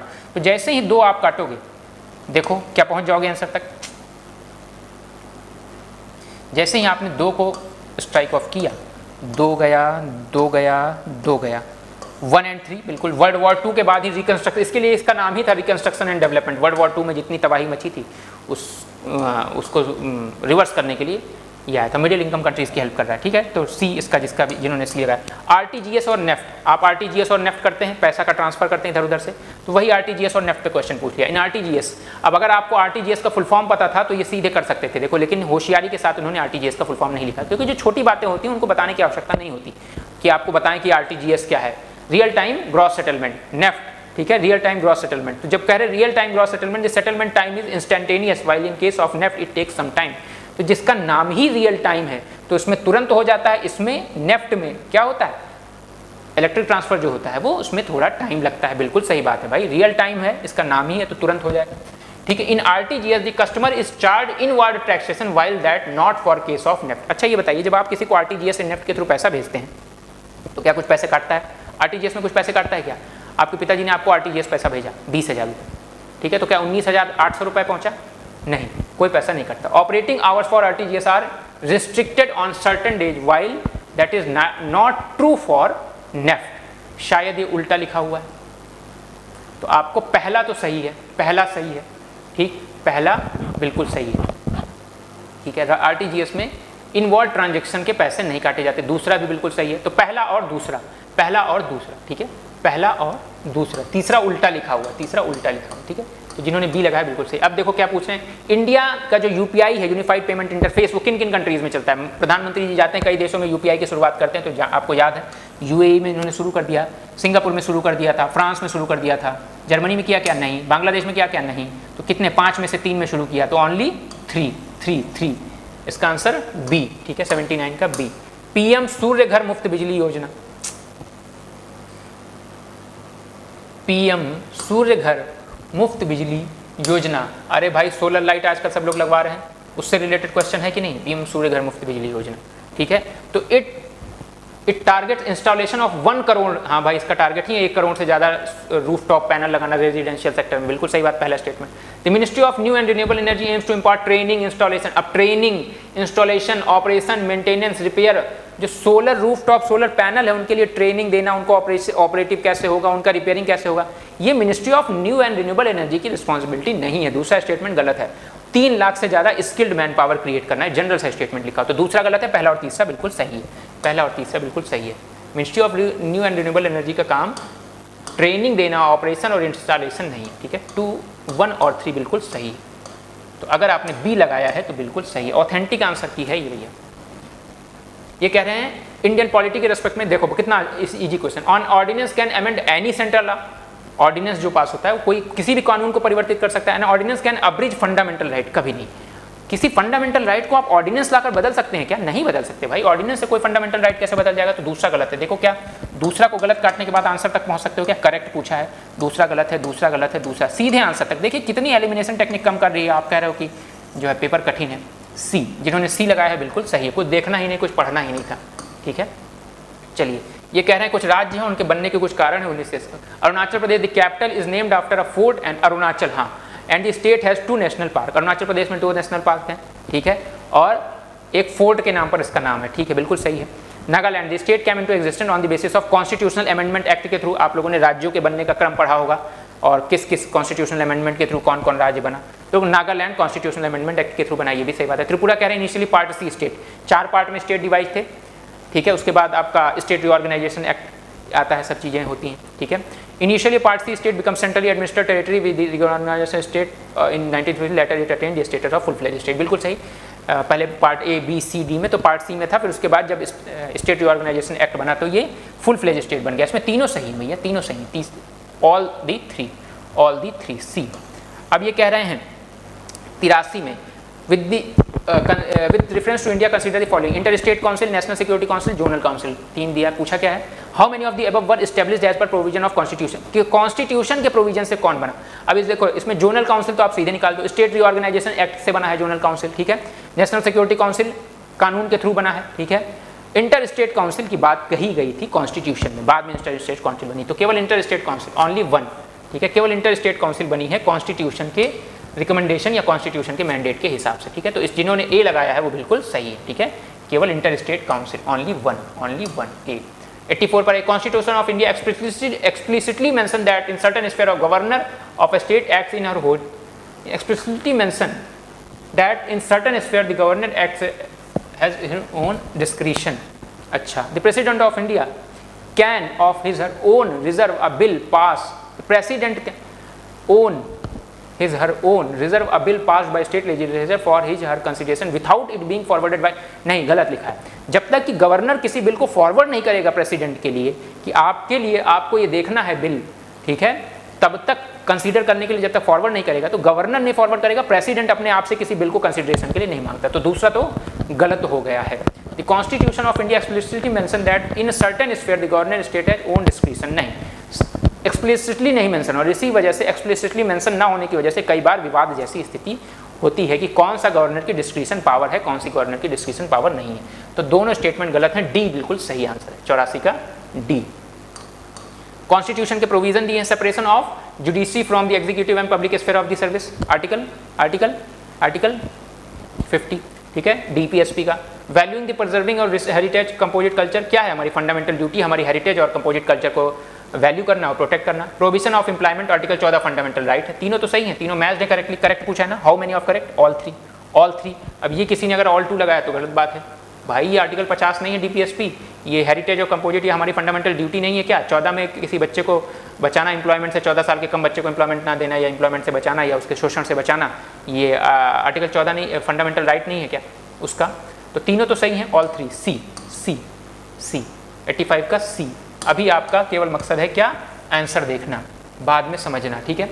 ये कह रहे हैं कोई एरिया शेड्यूल्ड एरिया में, 5th शेड्यूल पे क्वेश्चन आ गया, 6th शेड्यूल 5th शेड्यूल अक्सर न्यूज़ में रहता है, ठीक है। लद्दाख वाला 5th शेड्यूल की मांग करी, सोनम वांगचुक जी 6th शेड्यूल की मांग कर रहे थे, तो देखिए 5th शेड्यूल पे क्वेश्चन, 5th शेड्यूल की भी मांग चलती रहती है, स्पेशल स्टेटस की भी मांग चलती रहती है। क्वेश्चन आया है state government losses executive power in such areas and local body assume local body total administration assume कर लेती है, local body total administration assume कर लेती है, स्टेट का कोई योगदान नहीं, कुछ मामलों पर लोकल बॉडी को बहुत ज़्यादा अधिकार मिल जाते हैं, टोटल एडमिनिस्ट्रेशन एज्यूम नहीं कर लेती, पहला गलत हो गया।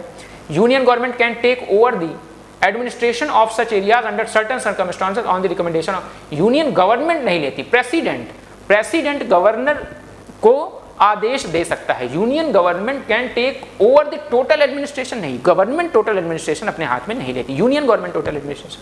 तो इसमें भी नाइदर 1 नॉर 2, ठीक है, नाइदर 1 नॉर 2, ठीक। नेशनल ऑटोमेटिव बोर्ड कह रहे हैं ministry of commerce and, national automotive board नहीं, मिनिस्ट्री ऑफ कॉमर्स नहीं, मिनिस्ट्री ऑफ हैवी इंडस्ट्रीज है, heavy industries, ministry of heavy industries, ठीक। करेक्टली मैच पूछा तो पहला नहीं करेक्टली मैच है। क्वायर बोर्ड एमएसएमई है, मिनिस्ट्री ऑफ एमएसएमई है, ठीक है, ये भी गलत है, सब गलत है क्या। दी पूछा है the national centre for trade and information, ये मिनिस्ट्री ऑफ कॉमर्स है, ये ministry of commerce. Correctly match कोई नहीं, नन कोई करेक्टली मैच नहीं, 87 का डी। फिर कह रहे हैं constitution of India list 1 union list 7th schedule, ठीक है। Extent of executive power of a state, ठीक है। कंडीशंस ऑफ गवर्नर्स ऑफिस, ठीक है। ये क्या कह रहे हैं, for a constitutional amendment to which of the above ratification by legislature is not less than 1/2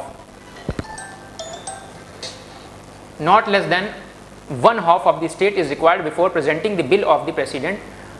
अच्छा, कुछ अमेंडमेंट होते हैं स्पेशल मेजॉरिटी से पार्लियामेंट में पास होते हैं, कुछ होते हैं जो पार्लियामेंट में पास होंगे, फिर 50% स्टेट्स उनको रेटिफाई करना चाहिए, ठीक है। तो उन्हीं में से हैं, कह रहे हैं किन किन स्थितियों में,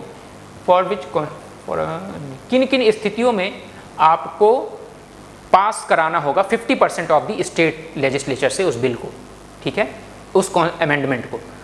conditions of the governor office की कंडीशंस अगर आप चेंज कर रहे हैं, उसमें अमेंडमेंट कर रहे हैं, तो आपको स्टेट लेजिस्लेचर से उसको पास कराने की जरूरत नहीं है। तो तीसरा आपने हटा दिया, तो देखो क्या तीसरा हटा के आंसर पहुंच जाओगे। हाँ, तीसरा हटाया, हाँ 1 और 2, हाँ बिल्कुल सही बात भाई। उसके कंडीशंस को कहाँ से आप कर लो 1 और 2, ठीक है। गवर्नर की कंडीशंस को चेंज करने के लिए आपको राज्यों की सहमति, मतलब 50% राज्यों की सहमति की आवश्यकता नहीं। वैसे ही गवर्नमेंट की कंडीशंस, गवर्नर की कंडीशंस बहुत ज़्यादा उस तरह की हैं, बहुत वेल डिफाइंड नहीं है। 89 the governor of a state is not answerable to any court for the exercise and performance of this powers and duties of her office. किसी भी कोर्ट में आंसरेबल नहीं, बिल्कुल सही बात है। नो क्रिमिनल प्रोसीडिंग, नहीं चलाई जाती क्रिमिनल प्रोसीडिंग जब तक वो अपने टेन्योर में है, during his term of office, बिल्कुल सही बात है। Member of state legislature not liable to any proceeding in any court in respect of, वही बात है घूम फिर के कि कोई ये नहीं, ये गवर्नर के लिए है, और ये बात ये क्या है, पार्लियामेंट्री प्रिविलेज है ना, कि कोई मेंबर ऑफ पार्लियामेंट, कोई मेंबर ऑफ लेजिस्लेटिव असेंबली, जब तक कि असेंबली चल रही है, कहीं भी लाइबल नहीं होगा किसी प्रोसीडिंग के लिए कोर्ट में, जब तक कि वो क्रिमिनल काम ना कर दे, ठीक है कोई, और उसके लिए भी आपको स्पीकर से अनुमति लेनी पड़ती है। तो तीनों सही है, 1 2 3 तीनों सही है। 89 का डी, 89 का डी, तीनों सही है। इजी क्वेश्चन है, कह रहे हो कि कठिन पेपर है। चलिए जल्दी खत्म करते हैं। 90 पे आते हैं। Production of crude oil, refining and storage and distribution, marketing and sale of petroleum product, production of natural gas. कह रहे हैं कौन कौन सा काम है, how many above qualities are regulated by petroleum and natural gas regulatory board, petroleum and PNGRB, पहले भी पीएनजीआरबी पूछ चुका है, तो आपकी जिम्मेदारी बनती है कि पीएनजीआरबी आप पढ़ के जाइए। तो पूछ रहे हैं पीएनजीआरबी का कौन कौन सा काम है। Production of crude oil PNGRB का काम नहीं है, प्रोडक्शन ऑफ क्रूड ऑयल कहाँ पीएनजीआरबी का काम हो जाएगा, ठीक है।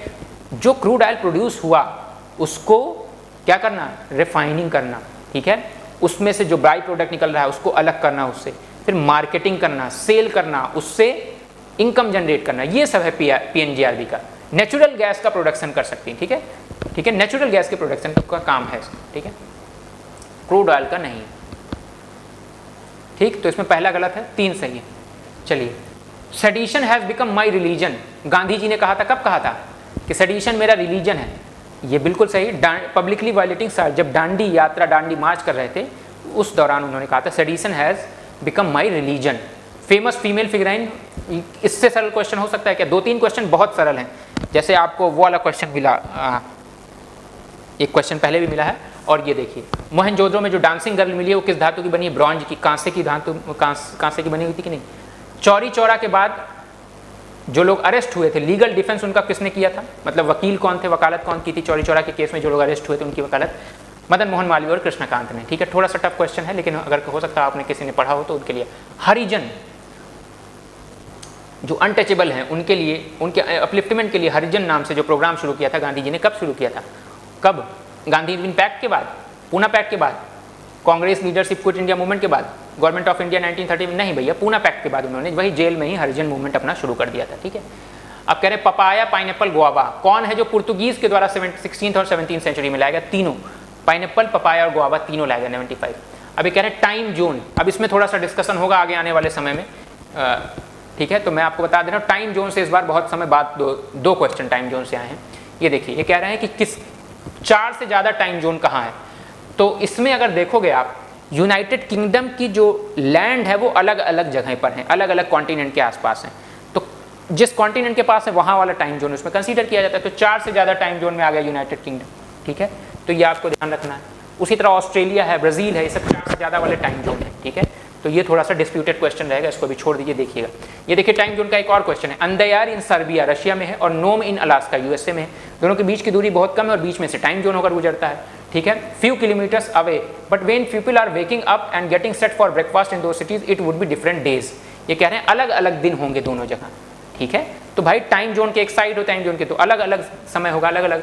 When it is Monday in Adyar it is Tuesday in Nome. अब जब तक आपको पर्टिकुलर लोकेशन नहीं पता होगी, ठीक है, आपको देखना होगा कि कहाँ से किधर मूव कर रहे हैं आप, उस हिसाब से आपको लगाना होगा। लेकिन ये स्टेटमेंट गलत है। अगर आप इस समय अंदर का टाइम देखोगे तो, और नोम के टाइम में जो डिफरेंस देखोगे, सेम डे है और डिफरेंस करीब 7-8 घंटे का होता है। तो ये भी आप रोक सकते हो इस क्वेश्चन को। सेल्फ रिस्पेक्ट मूवमेंट, इससे सरल क्वेश्चन चाहोगे क्या? 3 क्वेश्चन है जो एकदम कोई भी बच्चा कर सकता था। ईवी रामास्वामी नायकर 98। बोत्सवाना किसमें रिच है? डायमंड रिच में। बोत्सवाना भाई डायमंड के लिए ही बोत्सवाना जाना जाता है। चिली लिथियम, पूरा लिथियम बैटरी के लिए चिली के पीछे ही पड़ गए हो आप लोग, दूसरा भी सही है। इंडोनेशिया में निकल, तो तीनों सही है, resource rich region. All of the 3 सी, इसका आंसर क्या है? सी, ठीक है, इसका आंसर क्या है? सी। अब ये कह रहे हैं मलोरका इटली में है, नहीं। नॉर्मंडी स्पेन में, सर्डिनिया फ्रांस में है, नहीं। सार्डिनिया फ्रांस में है, नहीं, इटली में है, ठीक है। Normandy Spain, Normandy. मलोरका देखना पड़ेगा, मलोरका कहाँ है? मलोरका देखिए भाई कहाँ है?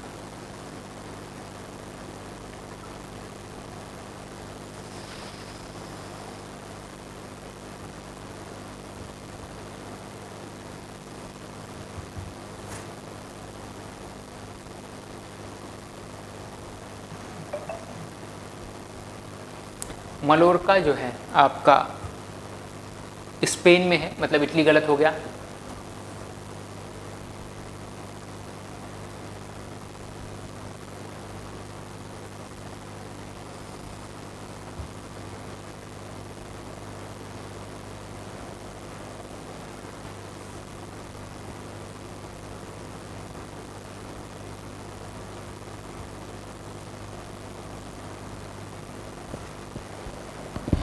तो सब जम्बल्ड दिए हुए हैं, कोई नहीं सही इसमें, ठीक है। मलोरका जो है आपका स्पेन में है, सार्डिनिया इटली में है, नॉर्मंडी फ्रांस में है, ठीक है। तो कोई नहीं सही इसमें, डी जिन्होंने लगाया होगा वो सही, ठीक है, कोई भी सही मैचिंग नहीं। तो कुल मिलाकर अगर देखा जाए तो 20-22 क्वेश्चन ऐसे थे जो सरल कैटेगरी के हैं, बहुत आसानी से किए जा सकते हैं, और 25-26 क्वेश्चन ऐसे थे जिनमें कुछ लॉजिक लगाकर आप आंसर तक पहुंच सकते हैं। तो 25-25 अगर कर लिया जाए तो 50 क्वेश्चन ऐसे हैं जिनमें आप बहुत आसानी से आंसर कर सकते हैं। कट ऑफ कितनी जाती है? 45 क्वेश्चन ऑन एन एवरेज पिछले वर्षों में, ठीक है। तो अब ये डिपेंड करेगा कि CSAT का पेपर कैसा आया और कैसा आप लोगों ने किया है, ठीक। तो अगर बहुत अच्छी एक्यूरेसी रही है तो ये कोई बहुत कठिन पेपर नहीं था, पिछले साल और उसके पिछले साल के अलाइंड ही है। 2023 से थोड़ा सा सरल है, 2024 से थोड़ा सा कठिन या उसके आसपास ही है, ठीक है। 2021-22 के आसपास का पेपर है, ठीक है। तो आप इस तरह से कह सकते हैं। अगर CSAT का पेपर बहुत कठिन नहीं हुआ, पिछले वर्ष की तरह ही CSAT का पेपर हुआ, तो पिछले वर्ष के आसपास जैसी ही कट ऑफ रहने वाली है। 87, 88, 85, 87, 88, 90 नंबर तक ही कट ऑफ रहेगी, ठीक है। तो आप सभी का बहुत बहुत धन्यवाद। पूरी कोशिश की है कि मैंने कि इसमें जो है बहुत एक्यूरेटली सोल्यूशन बनाया जाए। फिर भी 1-2 क्वेश्चन में डाउट रहेगा ही रहेगा, इवन UPSC को भी रहता है। आपको पता है पिछले 1-2 वर्षों से UPSC लगातार क्वेश्चन ड्रॉप कर रहा है, इसमें से भी वो ड्रॉप करेंगे, 1-2 क्वेश्चन गलत देंगे। तो ये तो सेम डे है जिस दिन आपको आंसर मिल रहा है। UPSC 1 साल में अगर आंसर सही नहीं निकाल सकता तो आप हमसे भी बहुत ज़्यादा उम्मीद नहीं कर सकते, लेकिन फिर भी कोशिश की गई है कि इसकी एक्यूरेसी 98-99% हो। आप सभी का हमारे चैनल से जुड़ने के लिए बहुत बहुत धन्यवाद, और अगर पहली बार आए हैं तो निश्चित रूप से लाइक और सब्सक्राइब करना ना भूलें। Thank you so much, thank you to all of you.